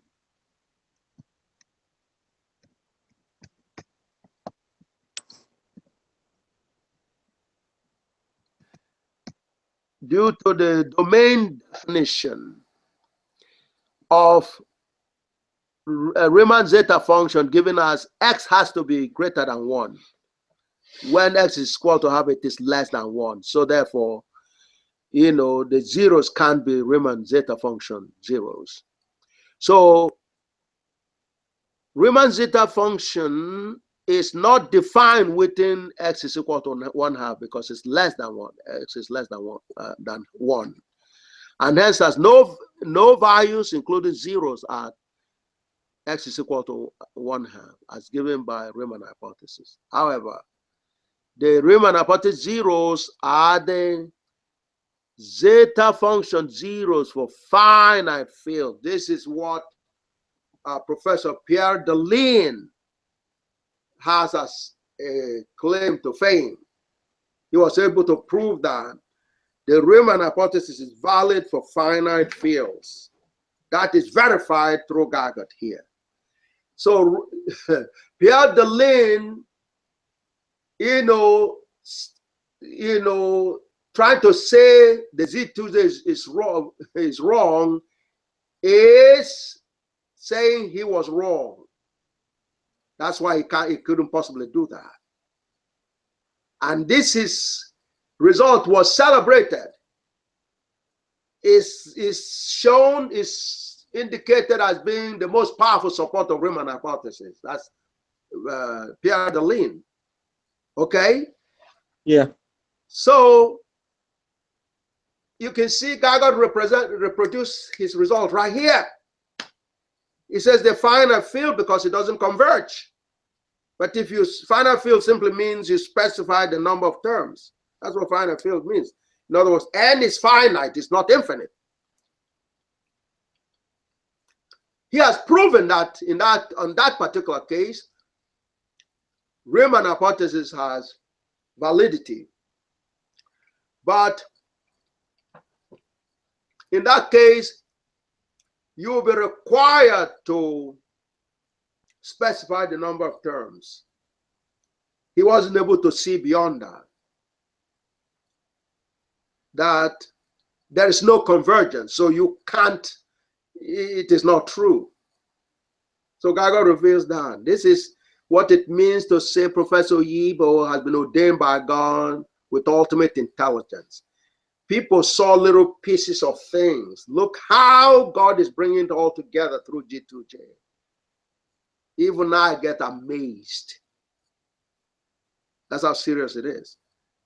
Pierre Deline, among other things, got the field medals for proving that the geometry specified by Riemann in Riemann hypothesis makes sense for finite fields when you specify n. But he wasn't able to tie in the dynamics of convergence, which GAGUT proves very clearly. In that domain, there's no convergence. That's why you restrict it to finite fields. It's the most beautiful revelation that is consistent with the incredible elegance that a few mathematicians are able to see through GAGUT. Do you understand? Yeah. Yes. This is an act of God. So Pierre Deline's contribution is reproduced where he was right. Okay? So Yes. for infinite fields, the zeta function, so you can see how I had no problem inviting them to critique this, right? Right. But they didn't have enough righteousness for them to come and celebrate this. But he can't touch G2j because he will be killing him, he will be shooting himself in the foot. Do you understand?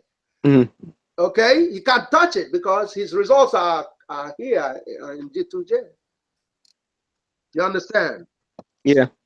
So now, so therefore, and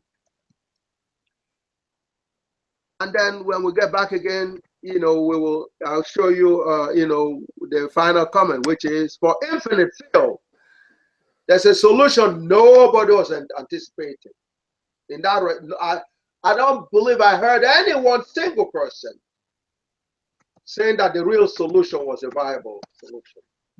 And that is where it says, the last sentence in that paragraph says, for infinite field, the zeta function and the Riemann zeta function zeros are given roughly by the following x, which is 1.252. Instead of 1/2, if you put 1.2, almost a little more than 1 1/4, which is greater than 1. In that way, it will be in the domain where there's convergence for the zeta function. Praise God is right.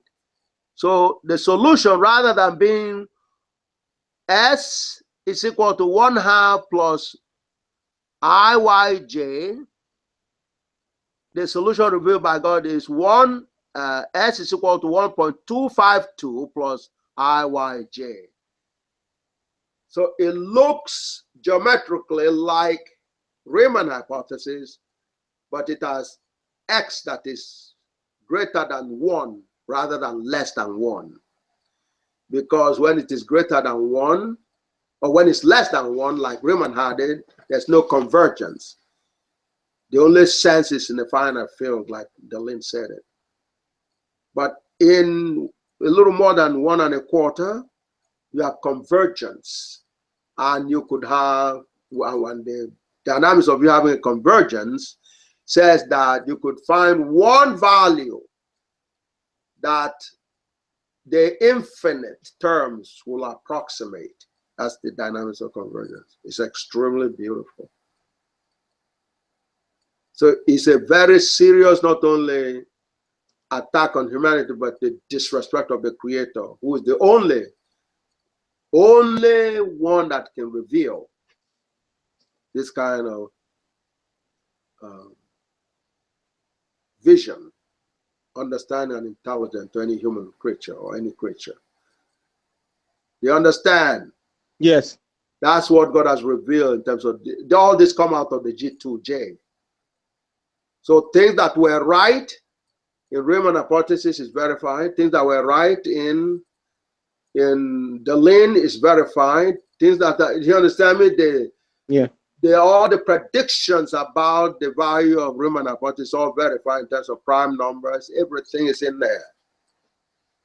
And even you without being sophisticated in mathematics, you can feel some of the things that I'm telling you, right?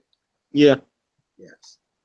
So you are getting to know Riemann hypothesis better than the ClayMath. Do you understand?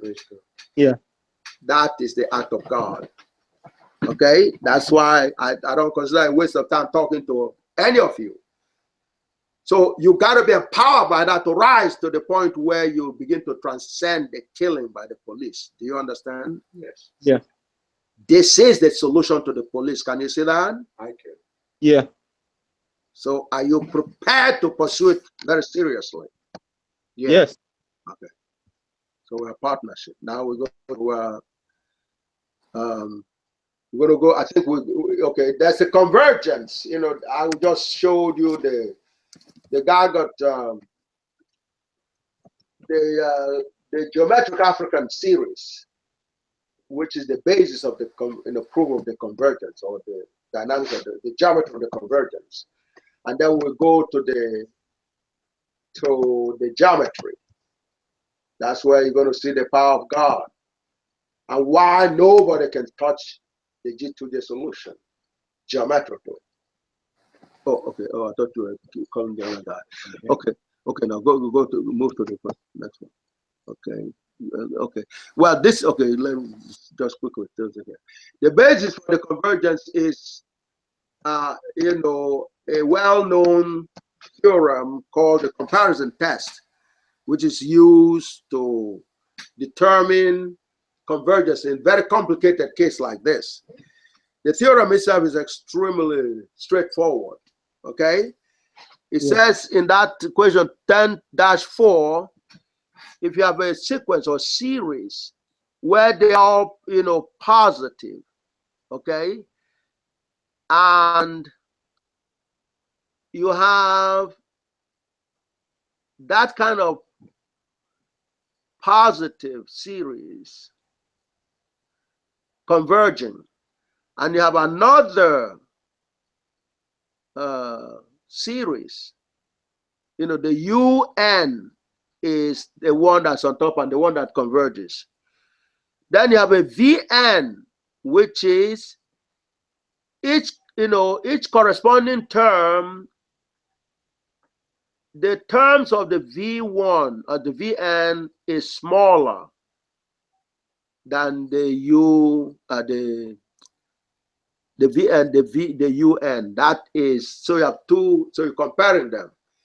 If the bigger one is convergent, by the virtue of the smaller one being smaller than the bigger one that converges, means that one also converges. That's a theorem that is easy to prove, and we proved it here not because it's just for completion. The proof is standard in the textbooks. So but the proof is given here. The proof is okay. That's the proof right there. It's very simple. You have this determine. So obviously there's a boundedness established, and so if the bigger one has boundary, and because the other one is smaller, so it has no choice but to have be bounded also. And it's bounded, that means it is the thing that the thing converges to as the terms become infinite. That's the basic. So that is the tool. Let me go to the next page. Okay, that is in the textbooks. So our job, therefore, was to expand expand the Riemann, the zeta function into a form where you could get, series, because it's an infinite series. We want to transform them into series that you could use this comparison to determine their convergence. Okay, keep on going on to. We'll just okay. No, it's going on too far. I want the forward.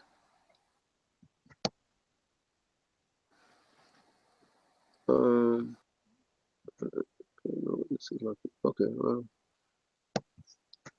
okay, go forward. Let's see. You showed that next. That was the next. The gas. Yeah, but I don't see the expression themselves. This is what was before.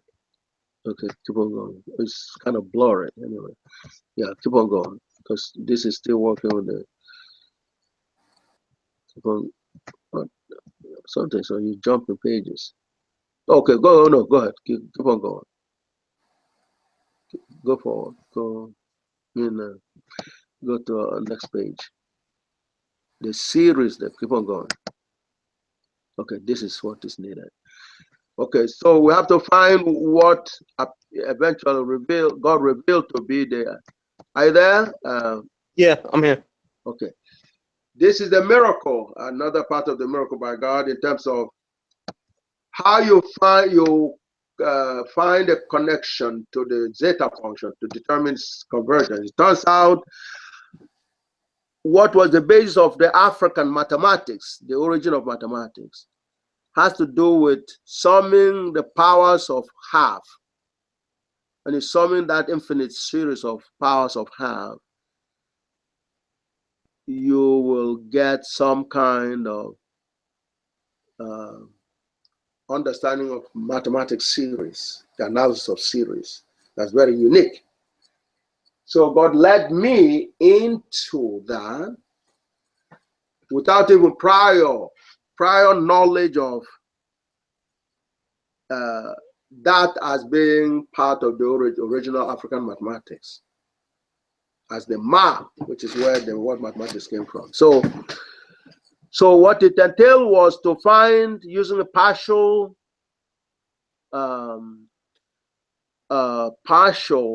sums of certain series to come up with another series.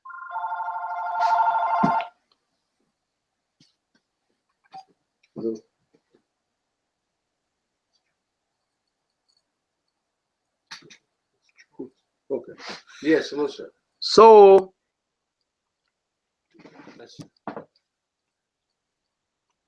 Yeah, I sent you back. okay, I'll send you an invite. So that's what this part here is quite a bit sophisticated, but it's also very important because this is your history. One of the reasons you need the books and you want your community's library to get the books is so you could explain to the police who you are. Do you understand? Yeah. God reunited you with your history here through this G2j solution. Do you understand? Yeah. And how God did that was, I'm looking for the you series that I showed earlier. You don't have to understand any of this, specifically. I'm just giving you a story, if you will, okay? As your knowledge of geometry gets better, you understand it better. Do you understand? Yeah. It's enough for you to understand that the solution to Riemann hypothesis hinges on what we now call the geometric African series. Another reason why the police must be nice to you, they can't disrespect you, let alone shoot you down. Do you understand? Yes. Yeah. But you also must understand the reason they're shooting you down is, among other things, jealousy. But what is more serious is that in many ways they try to help you wake up to understanding who you are. Do you understand? Yeah. The non-blacks have been committing suicide since 1999 when the GAGUT exploded, because they're so scared that once you are aware of GAGUT, you will turn around and return a favor to them in terms of killing them up, just like they've been lynching you for 2,500 years. Do you understand? Yeah. That's their fear in them. So they began to commit suicide rather than be in that position for you to return the favor. Do you understand? Yeah. So your lynching, or what is happening to you right now, is out of fear for what you're going to do with this power. Do you understand? Yes. Mm-hmm. This power is not a small power. Do you understand? Yeah. That's why it might even create some phony rationale for Clay to actually, try to ignore the G2j. So, do you understand? Because Yeah. recognize the G2j and making you aware of it is to make you even more powerful and, make their fear grow bigger. Do you understand? Yeah. Because this is extremely powerful. There's a whole lot of things that I cannot even go into right now that you could do with this solution that you have not even, gotten to a position where you can even imagine it yet. Do you understand? Yeah. So the connectivity then is in the process of trying to define the partial sums that will create a series, okay, that would converge and yet term by term be bigger than the zeta function series is this exercise here, through where God led me to, start with adding 1 over 2x plus 1 over 3x plus and so on. The first partial series is 1 over 2x plus 1 over 3x. That gave me an inequality that says it will be less than 2 over 2 to the power x. Okay? Yes. And then, that I have a partial series. That's 1 over 2x plus 1 over 3x. So that is less. So if I combine that and, compare it with this series, the beginning of this series, which is 1 over 2 to the power x minus 1. Then I go to the next partial series, which is 1 over 4 to the power x plus 1 over 5 to the power x plus 1 over 6 to the power x, and 1, that leads me to another inequality that ultimately comes out to be 1 over, to be less than, those are partial series. But these partial series are connected to the Riemann zeta function series. But it's being compared with, this series of powers of 2, okay, or powers of half, 1 over 2, which is connected to the origin of the African mathematics, or the core of African mathematics. Do you understand? Yes. Yeah. This is an act of God, very clearly. So in the process of solving the Riemann hypothesis, or revealing the solution to the Riemann hypothesis, God showed me the connection to our history. Because this, the powers of 2 to, powers of 1/2 that is evolving here, you understand, is where the connection, because that is actually an African series, a geometric African series. Okay. That happens to be bigger than the zeta function series. It's bigger. So then all that is needed is to show that it converges, or to determine its domain of convergence, and then that will be determining the domain of convergence for the zeta function. Problem is difficult, but God revealed an elegant solution to it. Like GAGUT itself, it is extremely elegant and beautiful. But it also is an exercise to show the level of the blessing of intelligence God has given to the God messenger that God revealed something like this through. Do you understand? Yes. Do you understand that? Yes. That's how you're supposed to rediscover yourself and to explain to the police who you are. Do you understand? Yeah. So this is a very timely revelation from God. Do you understand? Yeah. That's why you see on top there, the title is very clear. I personally cannot lay claim to this. This is by God. That's why it's called God Almighty's Grand Unified Theorem. GAGUT, G2j, j equal to 0, has revealed proven solution. This is how it is proven. Proven solution to Riemann hypothesis, a clear mathematics problem. See, in this process, I'm avoiding the so-called modern mathematics that, is designed on the basis of believing there cannot be one theorem for mathematics. And if we have to generalize, one theory that can connect the various axiomatic mathematics, you understand? Yeah. Various categories of mathematics, it will be definitely an axiom in itself. Meaning it's a theory. That's what was called theory of everything. So mathematics was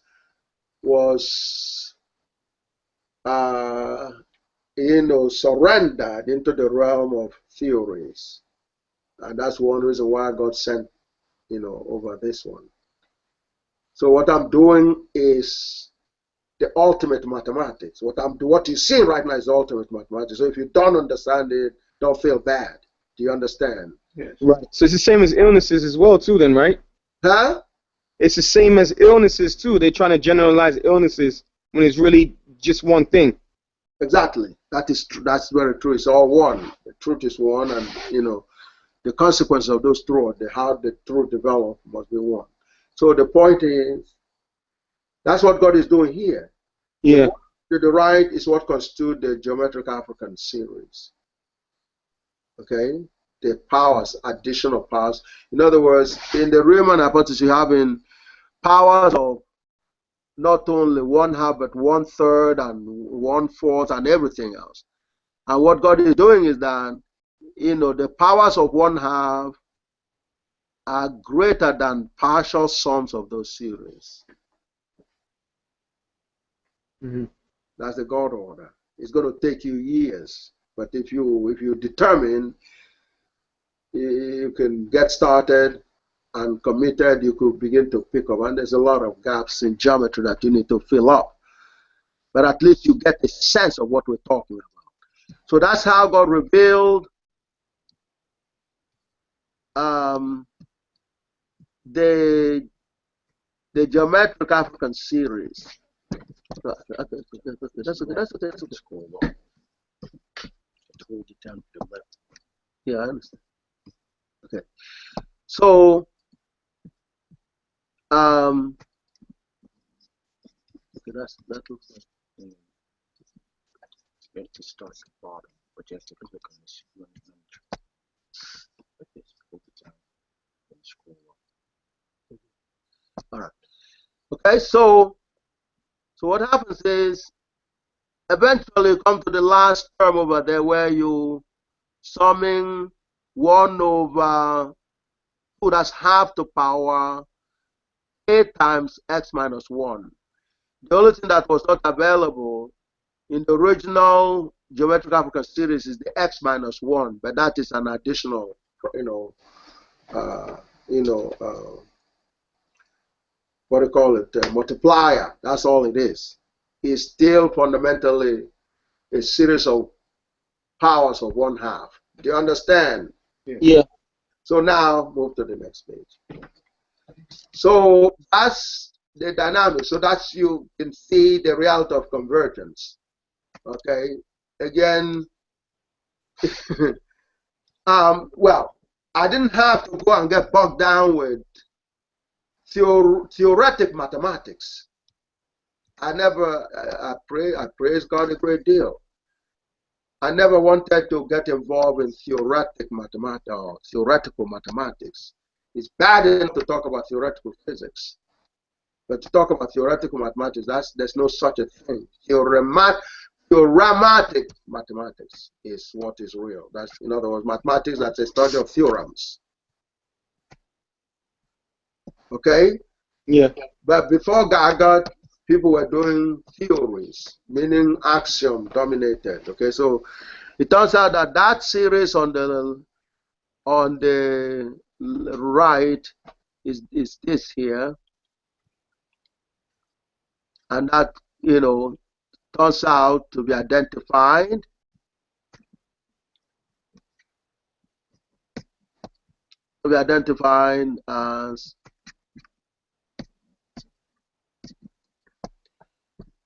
as U bar 3, which is what we call the geometric African series, because U bar 3, which is the summation here, is actually a geometric series with exact closed form solution given by this here.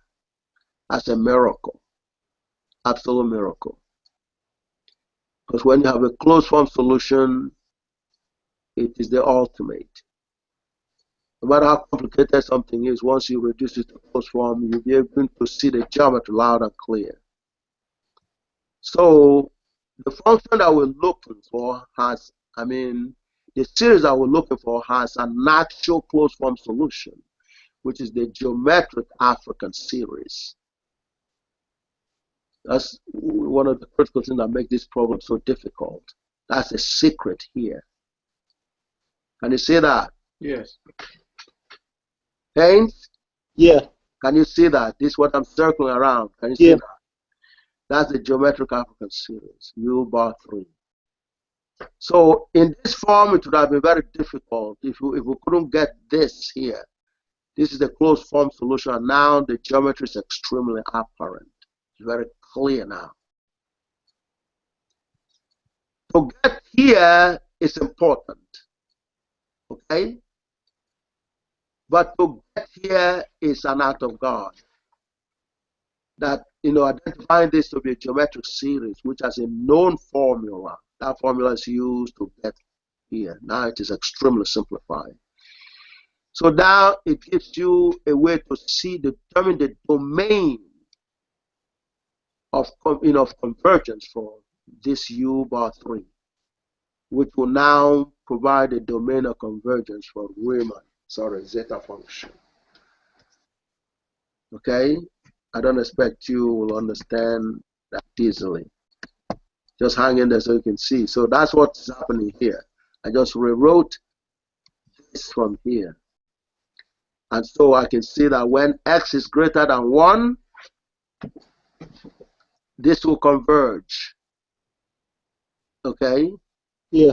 And when x is less than 1, it will not converge. If it's less than 1, 1/2, which is the Riemann hypothesis, is less than 1. So there's no convergence. That's what this proves immediately. That's the act of God. So once that is proven, that's what disqualifies Riemann hypothesis. This thing here, that it doesn't converge. So if it doesn't converge, you know, for finite field, when you choose the terms n is equal to 4 or 5, 10, and all that, but that makes n becomes a variable in your determination. But the assertion from the beginning says when n approaches infinity, which is not a one value of n, but trillions of n's where the result remains the same, which is another way of, you know, calling for a convergence. It's only in a convergence situation where, you know, for infinite number of n's, which is infinite field, there will be a result, a limit, which the function would approach, which is convergence. Okay, you can feel what I'm saying, right? Yes. Yes, it's called convergence. It's the highest level of geometry. It's extremely beautiful. It makes you feel the state of heaven. It's ideal. You guys need to get a sense of what God, being godly, is like. And in the process, with all humility, shows you how much God has given to me in terms of intelligence. Can you feel that? Yes. Can you feel that, Haynes? Yes. Gazar, can you hear that? Is Charles there? No, Charles is not here. Mr. Gazar, are you there? Yeah, he's there. Mr. Ugo Zara, can you hear us? Loud and clear. Yep, I'm sorry about that. Thank you. You understand? So that's the dynamics. Atiyah can't touch that. Sam Michael Atiyah, he can't disagree with that. Professor Bombieri cannot disagree with that. There's no human being that has any brains that can disagree with this. Do you understand? Yes. That's why we call it the God order. So you're not going to allow that to be stolen, would you? Yes. No. You're not going to let it be stolen. Yeah. No, Professor. Yeah, if you allow it stolen, then you'll be annihilated. This is your power. You don't give your power to somebody so they can kill you, right? No. No. You've done well enough to not plan on killing them, but you don't expose yourself to be annihilated with your own power. That's good. Right? Yes. Yes, Professor. Okay, so that's what we're talking about. So now you can go take the book and tell anybody that stops you, say, listen, this is who I am. I'm not interested in killing because I don't see power in killing. They prove the robot can kill a human life. That's right. That's right. And speaking about that, I'm actually trying to do that right now as we speak. Okay? Yeah. So that's what power means. This is black power. Do you understand? Yes. Is the highest level of power of any creature. Can you see that? Yes. There's no way that any human could think this out unless that human was ordained by God with ultimate intelligence. Can you see a sense of that here? Yes. Yeah, this thing is so complicated, you have no idea where to begin, and yet the result is this elegant. You understand? Yes. You can now see why Riemann is wrong. Because when x is half, it is less than 1. And the U3 would not converge. If it doesn't converge, then there is no unique solution to his hypothesis. But he has a lot of credit for him to see the nature of the geometry. And as Delin did, he was able to verify that in finite field, meaning at small values of n, provided you specify, you understand, you can have the geometry. The geometry that is suggested is right. But it says the n is not unique. That's what's wrong with it. And they've been deluding themselves that, oh yeah, there's convergence when x is less than 1. That is not correct. It's totally wrong. This shows that very loud and clear here. So they are mistaking convergence to occur when x is 1/2 has led them to a false conclusion that, oh yeah, you understand, they're looking for a computer that would, it's extremely beautiful. They're looking for computation power that would make them go into some incredible number. You understand, the values are so large, they still do not understand. That's evidence of lack of convergence. Do you all understand? Yes. Can you hear me, folks? Yes. That's right. That's right. Yeah, this I throw that. I will not with believe that you're going to catch it, but I throw that on you, and you're going to be thinking about it. Okay? But that is the geometry. It's elegant. It's very elegant. That proves x is equal to 1/2. There's no convergence in the Riemann, the zeta function. Okay, let's move on to the next stage. At this point now, so now one thing, quickly, we'll go back to there again. Okay. One thing that I want to show you, yeah. No, not here. Where hand wrote. Okay.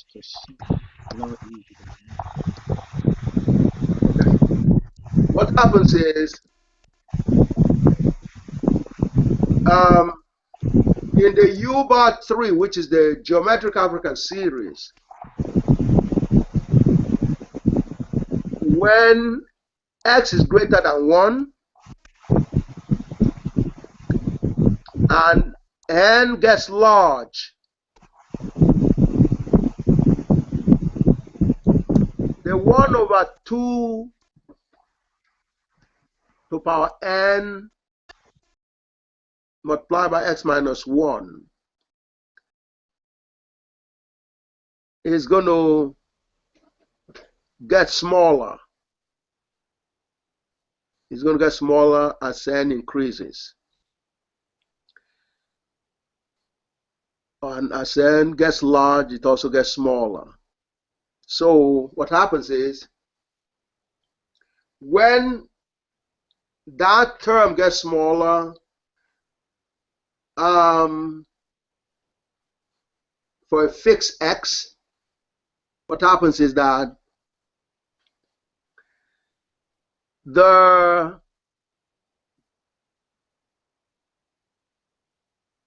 and especially when x is greater than 1, as we said before, the top of that expression is going to be increasing because the minus sign is getting smaller as n gets bigger. Can you all see that? I see it. Yes. This term here, Yes. this term here, when x is greater than 1 and n is large and increasing, this term here will be smaller. And if it's smaller, this whole system here is going to get bigger. Can you see that? Right. And if it's bigger, it means it's increasing. So as n approaches infinity, this term is increasing. Okay? That's what is called a monotonically increasing function. Can you understand? Yes. So, and then what happens is the upper bound of what is supposed to be an oscillation will be getting bigger. That means the amplitude of the oscillation, is getting bigger, it's getting higher. So when you have an oscillation, a vibration, where the highest point is increasing, do you understand? Are you there? I understand, yep. Okay, just hang in there. I know you can. Oh, no, I know you can pick up some of the things. Okay, if you pull a string, tie a string to two fixed ends, and you pull it. Okay, if you pull it in such a way that when you leave it to vibrate, the highest level goes way up. Do you understand?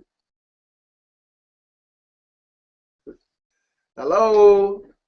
Is everyone there? Yes, Professor. Okay, are you listening to what I said? Yes. Okay.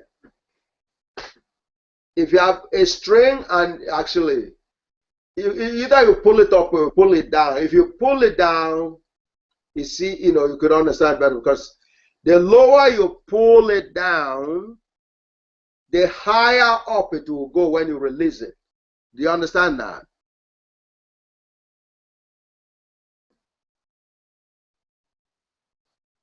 An elastic, string, if you pull it down and then let it vibrate, okay?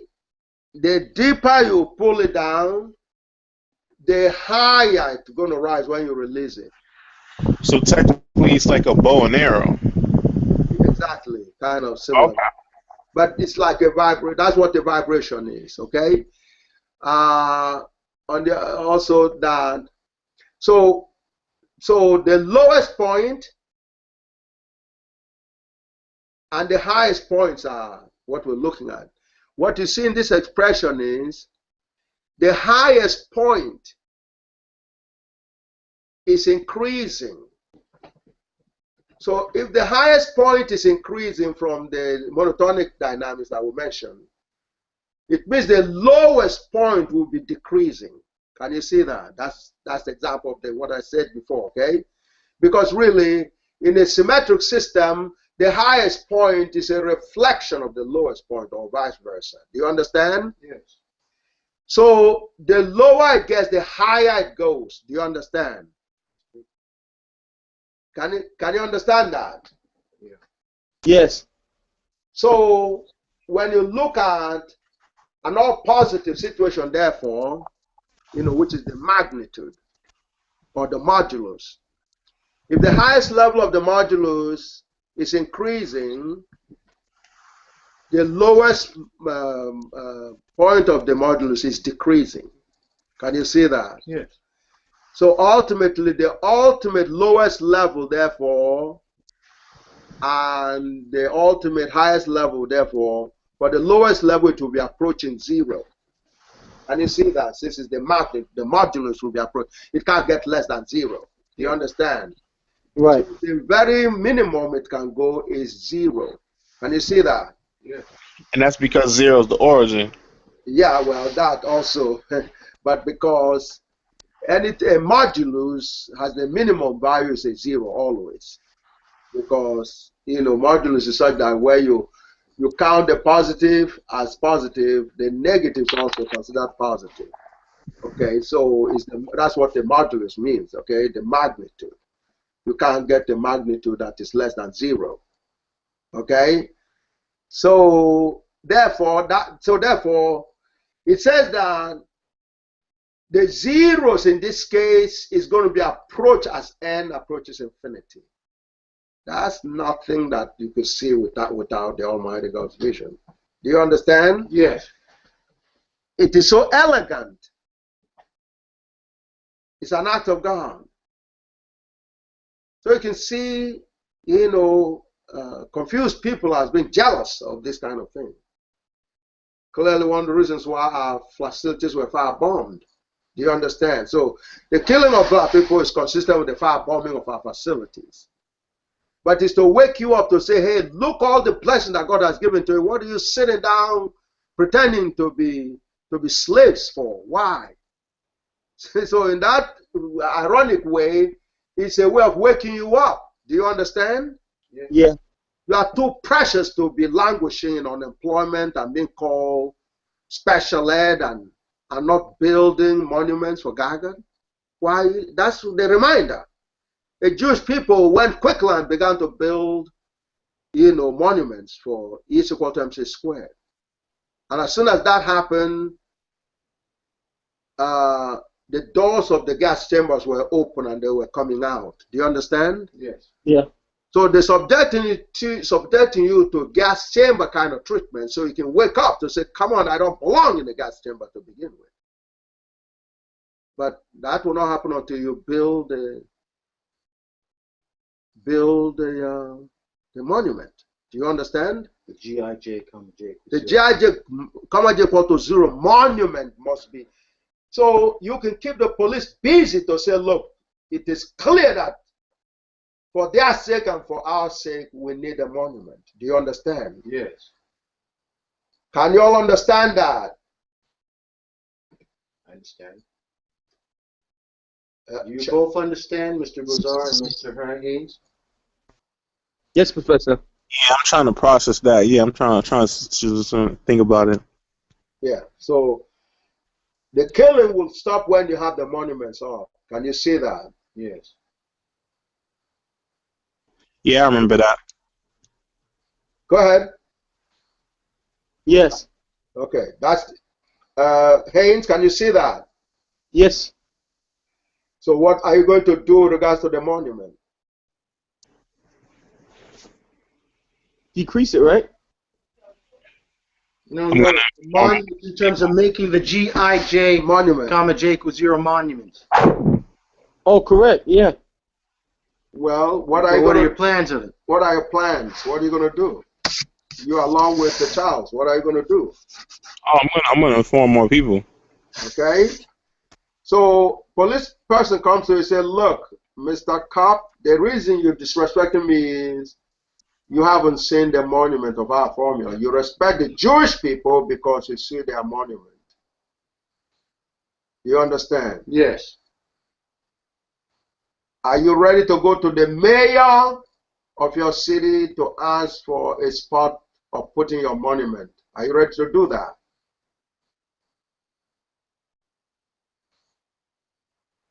Hello? Do you understand what was just said, good people? Yeah. I understand. Yeah.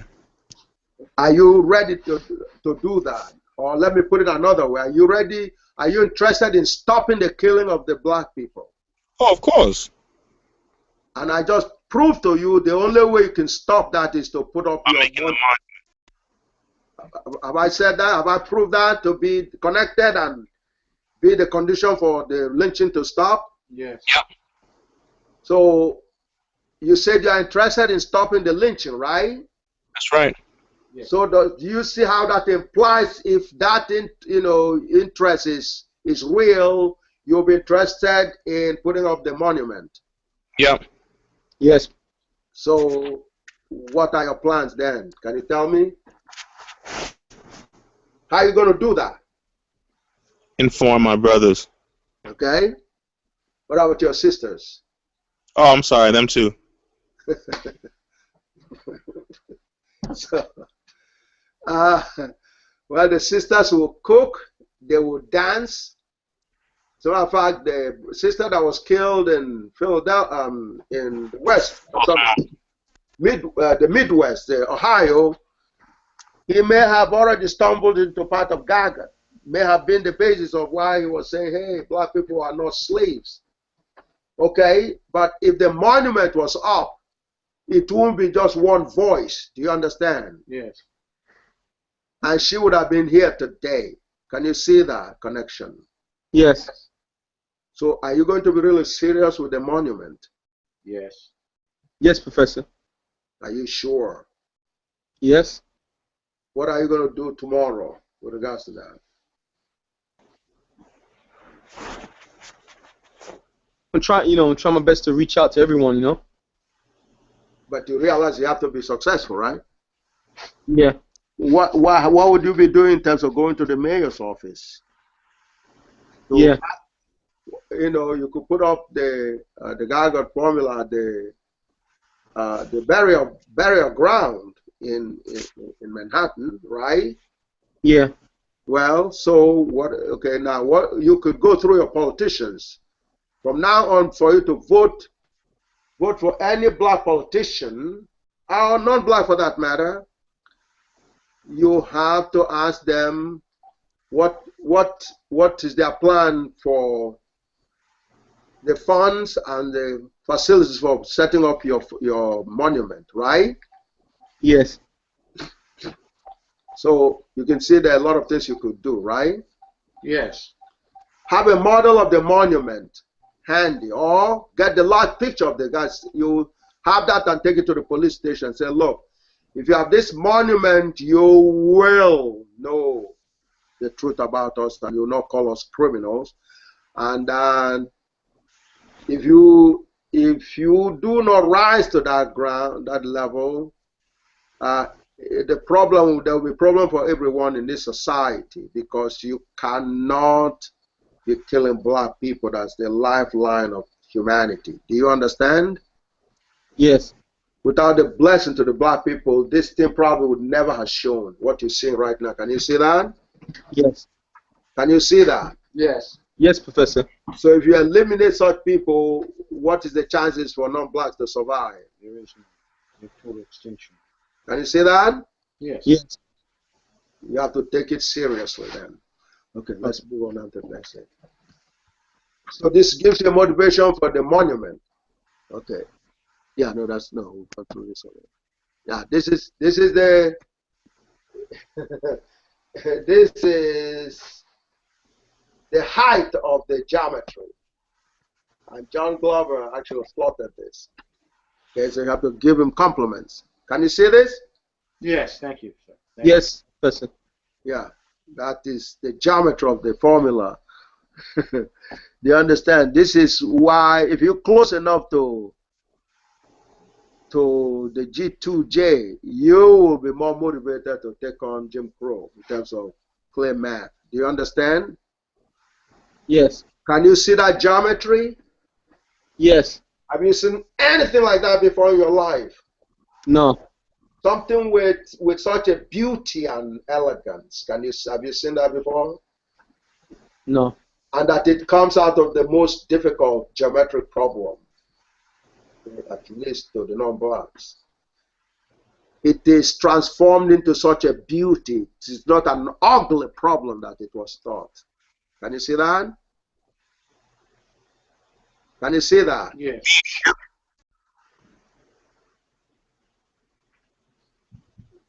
Can you see that, Haynes? And Mr. Gozar. Mr. Gozar, Mr. Haynes, can you hear that? Can you hear us? I hear you.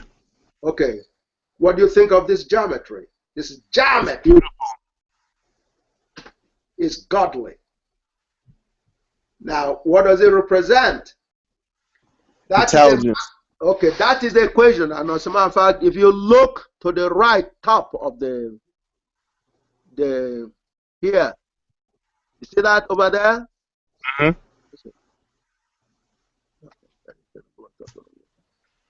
Okay. Oh.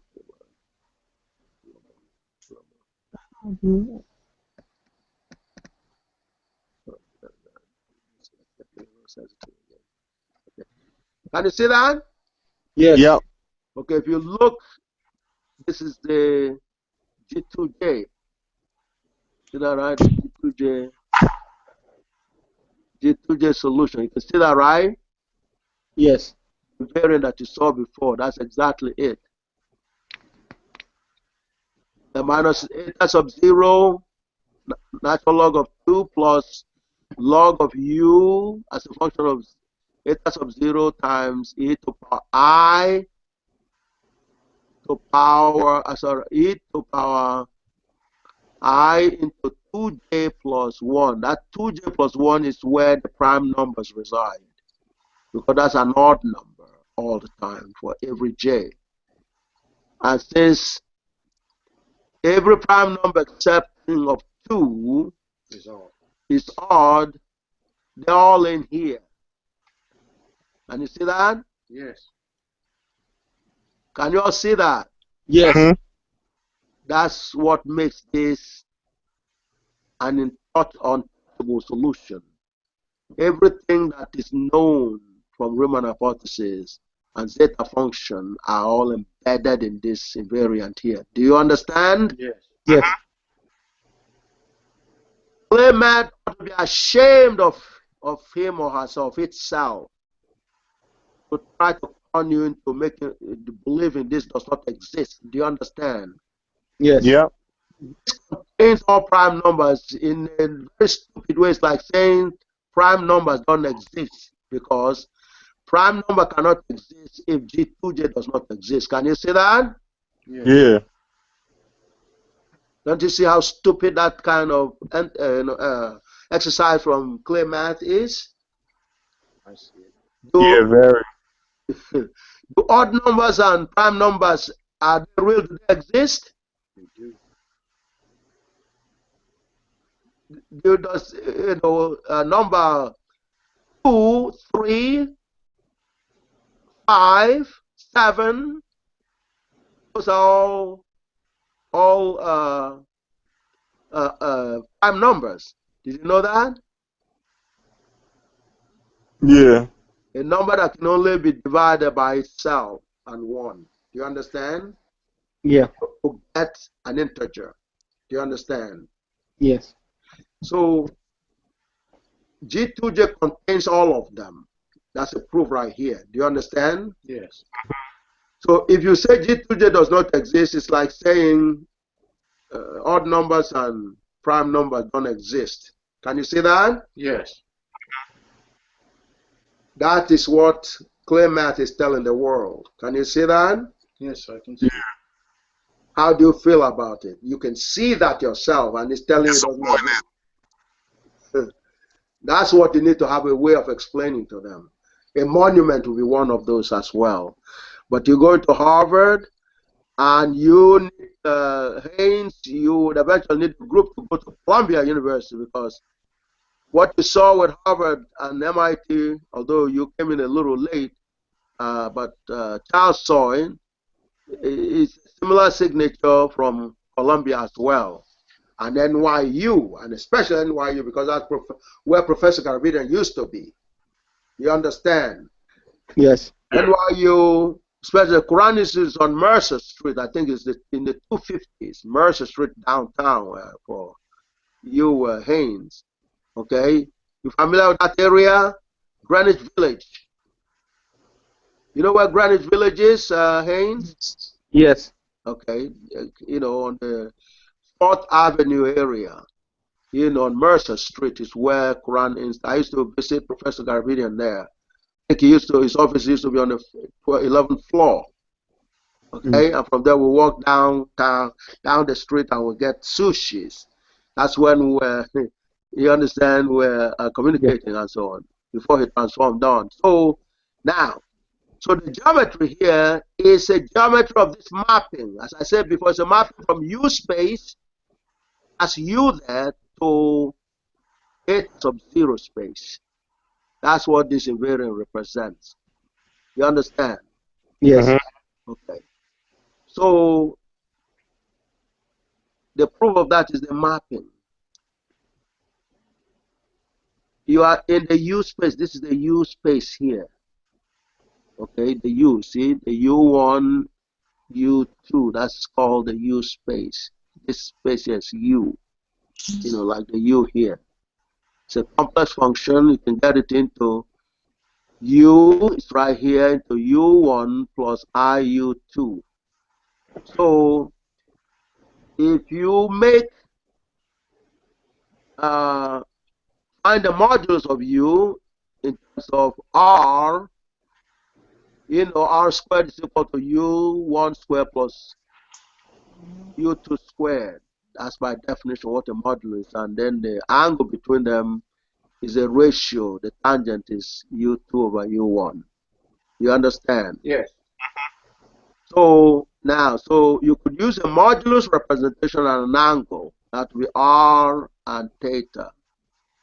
So in that respect, you could draw circles here, or what is called the polar coordinates. Do you understand? You have the radius and then the angle. Okay? So when you have this circle here, you understand, maps out into the eta sub 0 space here. Okay, and what the log shows is that when you're dealing with the log, you go from this space to this space. You're going to get straight lines. If you fix x, the real part, because you could rotate this line here, the R line here, you could rotate it. You rotate it like this, back to where it is. It seems as you have stayed in one spot, okay, because the line is back to where it's at, because this angle remains constant. But it's not really constant because you've added 2 pi to it. But it seems as if you have not moved an inch. Do you understand? Yeah. Okay. Quick question. Go ahead. So is it pretty much reminiscent of a circle? Well, yes, that's what that's what the polar coordinates is. Go in a circle, with one modulus, and you rotate it because the modulus will have the same value throughout the circle. In other words, It's also known as radius. Yes. Radius of the circle. Yeah, the radius will stay the same as long No as matter what degree you're at or argument, it will be the same. That's what means into the circle. Yes. Although when you have when it's a finite value, there will be a fluctuation in the R, but when you get into the convergence level, that change in this particular case will be very minimal. Okay, but you understand. So in any case, so now what happens is, even though you went like this and you came back to the same spot and everything looks the same, you've increased the actual value of the angle. Even though what is called the basic angle is still the same, you've increased the thing. But as far as this space is concerned, it doesn't make any apparent difference.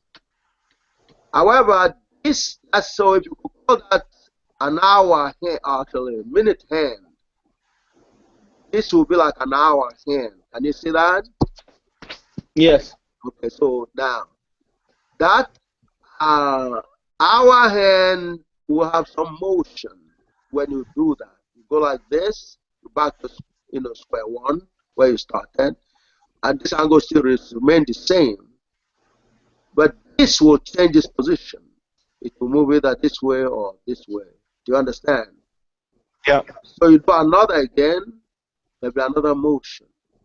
So if you keep on doing that enough times, you will see this line up again eventually. So this is like the clock. That's what happens when a minute hand moves. It moves one circle, an hour is created. You understand? In other words, you move this enough times, okay, you will get a movement here that will create a unit. You understand? If it's a clock,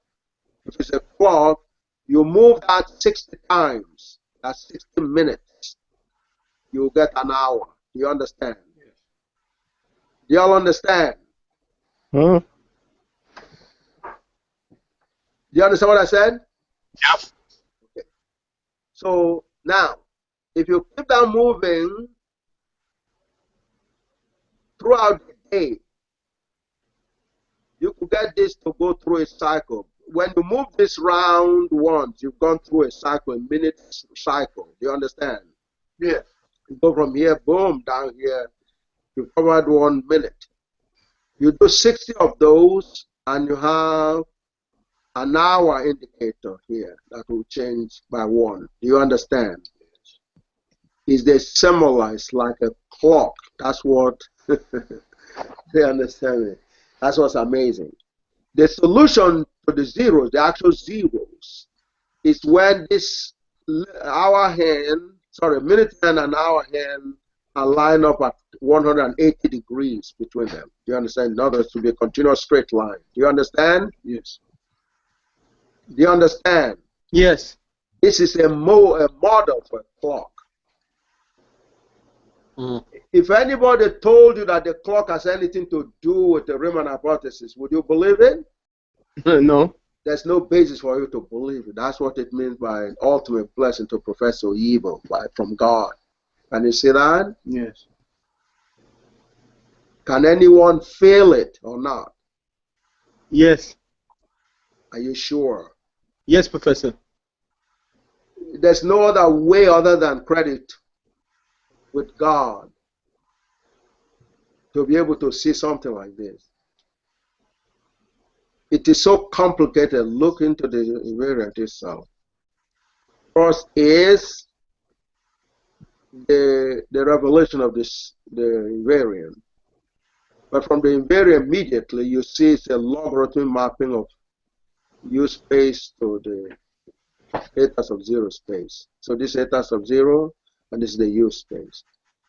And you know, elementary complex variable, what the element is very relative.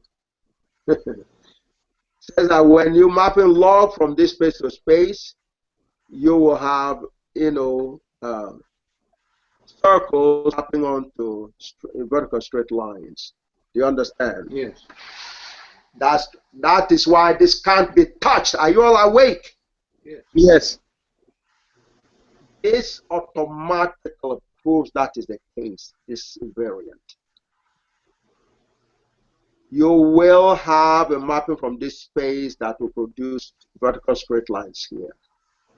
And Riemann hypothesis, yes, says, yes, this solution is a vertical straight line here. Do you understand? Do you all understand? Yes. Therefore, this invariant revealed by God is the basis of Riemann hypothesis. The geometry of Riemann hypothesis comes from here exactly. Can you see that? Yes. Yes. So Professor Delin doesn't dare touch this, disagree with it. That's why he can't talk. Praise God is right. No, Professor Bambieri, none of them can go against this. They will have to surrender their PhD certificates. Do you understand? Yes. And the Lin will have to give up all the honors she has gotten for proving, because the Lin's guess is here. His whole fame is summarized in this straight line around here. Do you understand? Yes. That's Professor Delin right here. So do you see Delin saying this is wrong? He will be saying himself is wrong. Do you see him saying that? No. Can you see, you know, are you there? You're listening? Yes. This is Delin here. Delin predicted this. Because it says Riemann hypothesis has validity, but for finite field, which is what was verified by GAGUT, because it can only be finite field because there's no convergence. It cannot be infinite field. It's not possible because there's no convergence. You don't have one answer there. These points will not be located appropriately. They'll be all over the map. They'll be oscillating forever. But even for Delin, that was a lot of insight to say, okay, the result will make sense if it is finite field. But they were going with the assumption that there's going to be convergence. There's no convergence here, which is why I can't get one, you know, a convergent solution. But the beauty here that this existed, I don't know how many centuries, how many millennia it would have taken for anyone to see the Riemann hypothesis to be a model of a clock. Can you all see that? Yes. I see it. What about Haynes? Can you see that? Hello? Mr. Bizarre and Mr. Haynes. Yes, Professor. Can you see what I just said? Yes. Are you understanding this geometry better now? Yes, Professor. But I explained to you that the whole dynamics of this is intelligence, this expression of intelligence. Yeah. Because intelligence is a mapping, as I told you before. Seeing is an expression of intelligence, a model of intelligence. When it says seeing is believing, right? Yes. You're also saying seeing is understanding. If you see something, it gives you a chance of understanding what is that which you're looking at. Do you understand? Yes. So therefore, but for you to see the thing, you have to transform it into your brains. That's the process of the seeing. And you understand that? Yes. Yes. So therefore, it's a transformation. The whole universe is about transformation. And transformation are expressed by variants like this. And this particular transformation is a transformation or mapping. Mapping and transformation are synonyms. So expresses the logarithm mapping from U space to eta of zero space. This is very devastating to critics because vertical straight line predicted by Riemann are all seen in that transformation. That's why this is a God order. It can't be touched. And Clay this exposes the seriousness of Clay's fraud. Can you see that? Yes. Yes. Clay is saying this mapping does not exist. In its fundamental form, it's it's all over textbooks in complex variables. You will see that when you do a logarithm mapping, which is what expressed here, you will get a similar.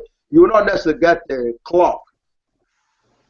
What makes this a clock is the complication of the formula itself or the function itself. Okay, usually you will get one hand. You don't have two hands. Okay? So, and one hand will map circles onto vertical straight lines here. But with the two hands, it does the same thing, except you now see that as, because even though the two hands, they're dependent on each other, just like the minute hand is related to the hour hand, because the minute hand moves the hour hand. You understand? I understood that. Yeah. So that's a functional relationship between them. But you can see the difference. And where there are 180 degrees or multiple of it apart is where the prime numbers come in. That is where the 2j plus 1 pi comes in. That's the difference between the two angles. This angle is a y bar, and this angle is the theta. So you understand, it is the most beautiful geometry we've ever seen. Geometry. That's what we're talking about. So you're going to see enough of it, and you're going to understand why this is an evidence God loves not just black people, but the entire humanity. You understand? Yes. Yes. Okay. So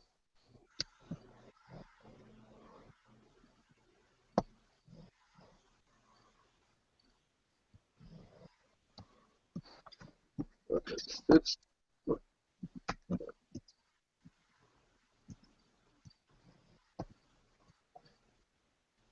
Can you see that? Can you see that part? Yes. Okay. So you can see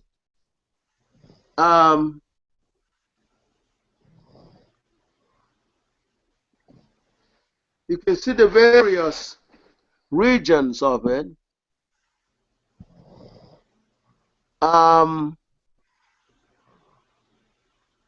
It's a finite field, okay? This is, this is our finite field here.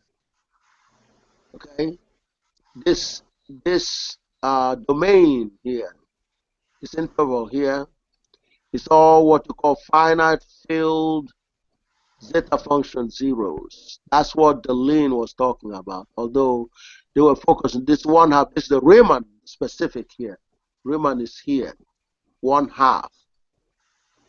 So, but this whole, whole domain here has finite field zeros, but none of them is infinite. The infinite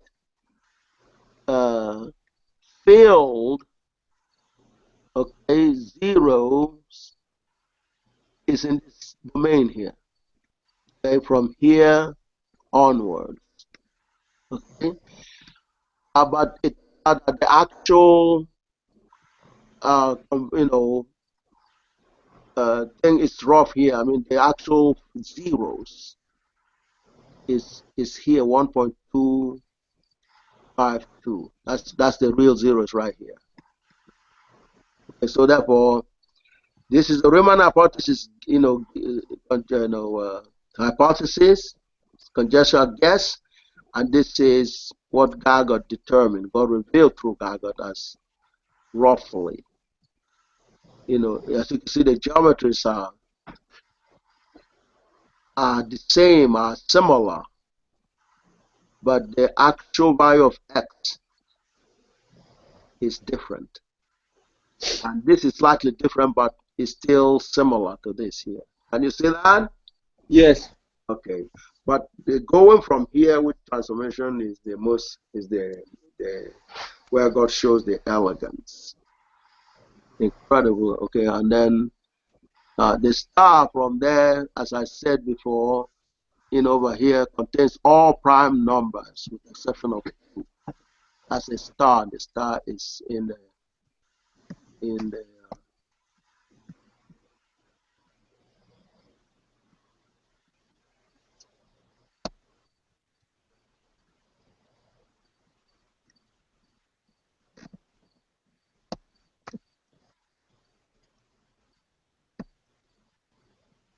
okay, this is a star here. See that there as a star? That's explained downstairs there, that's it here. So it's what I told you already. So the difference in the angles must be an odd multiple of pi. That's 2j plus 1. For any integer, that is always going to be prime and, the odd, and pi, prime numbers come out of that, multiplied by pi. That's the geometry. Can you all see that? I can see. Charles, can you see that? Hello? Hello? Haynes, Yes. can you see that? Yes. All right. So now You go. Mr. Bazar, did you see that? Is Charles there? Mr. Ugozara. He's there, but he must be doing something. He's there. Okay. Let's go to the actual graph now. We see the graph of okay. So this is the Riemann hypothesis. There's the solutions here. So, straightforward computation can give you but so much, but it's depicting geometry, but you need an understanding of high geometry. This is the log. This is the log. A logarithm. No. Well, not the log. It's actual. Well, you could use the log, but this is the actual. The expressions are zeta function. Okay. Okay. As a zeta function is equal to 1 plus r over 2 to the power x times all that. Okay. So when you plot this, you plot it because the function gets reduced, simplified to this expression. So you plot the real and imaginary part. Okay, that's what you get here. This is the real and imaginary part of the zeta function. And so where both of them are 0 at the same time is where the zeros of zeta function is. So you have 1 here, you have 1 here, and you have 1 there. And when you try to evaluate their values of the angles, which is a 2j, it clearly shows the difference. The difference is 3 here. Okay, that's a prime number. That's where the prime number comes from. 3 is a prime number. Okay, 1 is also a prime. Okay, and then -1 is also another prime number. So that verifies what's expected the solution. But these are finite field, finite field expression. Oh yeah, okay, actually, n is given here. That's what makes it finite, in the sense that n is a small number. It's only 10. Okay, and if you make n 8, you get similar result, but there'll be different values. That's part of how you see the non-uniqueness. And of course, this is 1/2 here. X is 1/2 or 0.5. So this is the kind of computation people have done over the centuries, century and a half or whatever. And, so they were thinking this is a 0. So even though the real imaginary part looks a 0, the 0 here, the set of it, are dependent of this number here, n. Okay, let's go to another. Okay, now this is where the real zeros are near the value. This is 1.18. Okay, you see a similar thing. Hold on.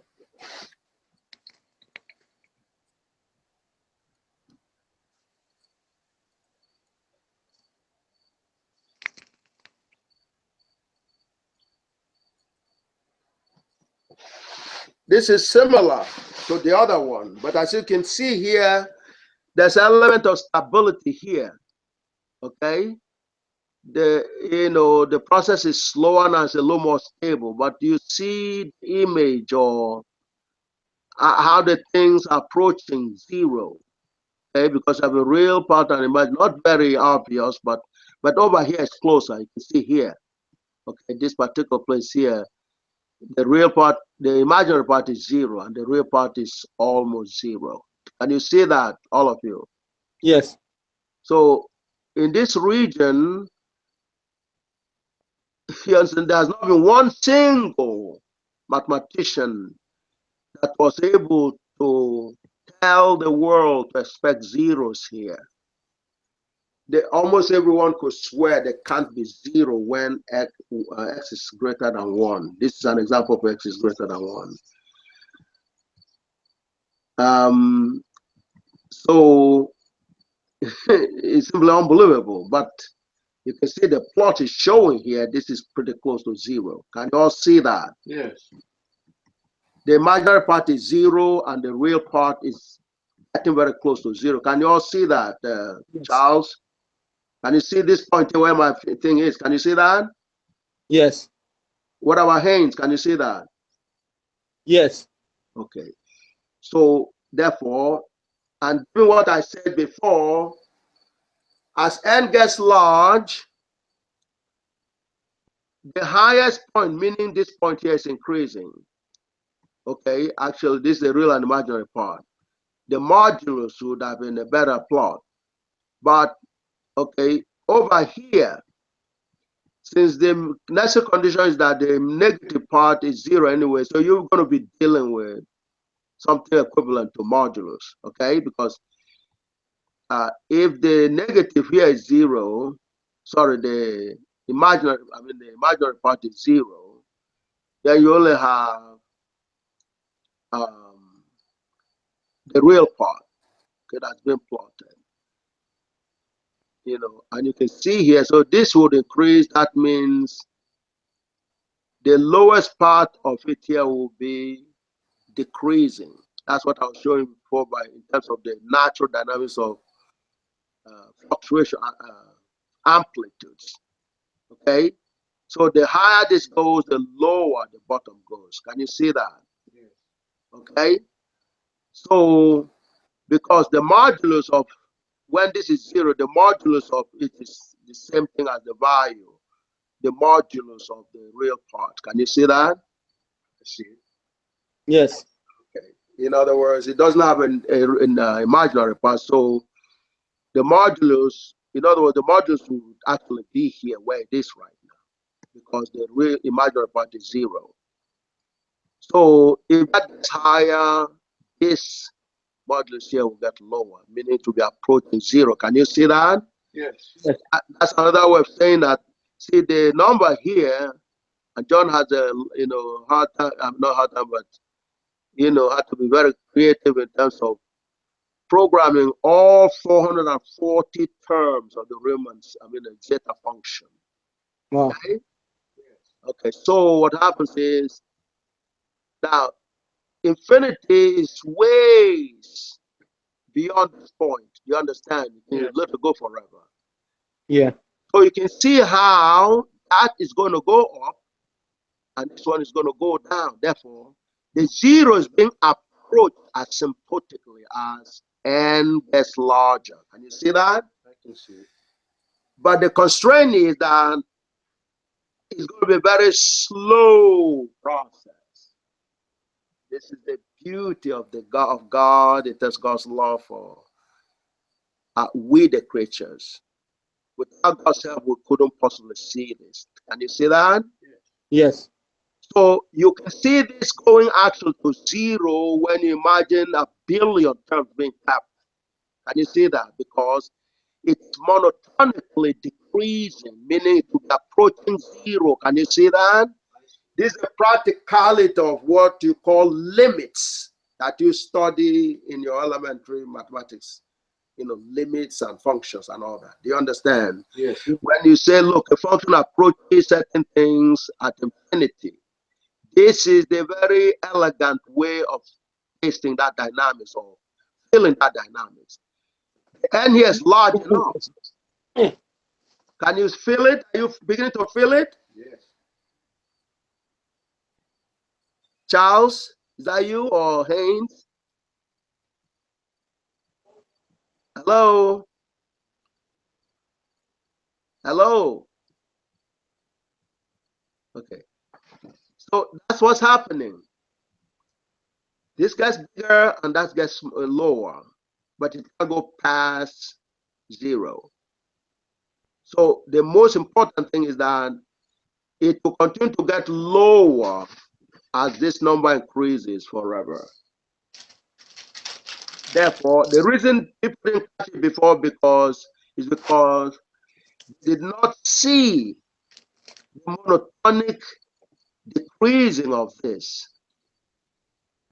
And even though this is millions of miles away from infinity, that is constrained by the slow movement of time. Can you see that? It's the most elegant mathematics, don't you say? It is. In terms of geometry. Can you see that? I just said yes to that. So when you have a monotonic proof, as I showed you before, you know this is going to be going higher very slowly. That's what is called asymptotic dynamics. And this will be going down. In other words, there's no room for this to diverge or fluctuate. It's going in one direction, meaning slowly approaching zero. And this will be approaching its upper limit. But it cannot fluctuate, it can't go wild because there's no room for it to it's going to converge, meaning it's going to approach its own limit, upper limit slowly. But the lower limit here is zero, and that's going to be approached slowly as well. So, and that's why from your experience of competition, you were seeing very little movement in this point here and this point here as you were increasing the n. Remember that? Yes, I did. So this is the act of God. Are you there, Charles? Hello? I think they all left. Haynes, are you there? Yes. Oh, okay. Did you hear what we said? Yes. Okay. I think Charles is gone. So anyway, that will get you some feeling. So we praise God. Praise God. And what you need to do now is to use each one teach many to actually communicate and get going with your plans for the monument. Do you understand? Yes. Okay, so that's where things are. Do you have any questions? No. Okay, so I think we've done as much as we can today. Yeah. Thank you, Professor. Thank you, John. Thank Okay, you very you're much, welcome. Mr. Haynes. Thank you. All right.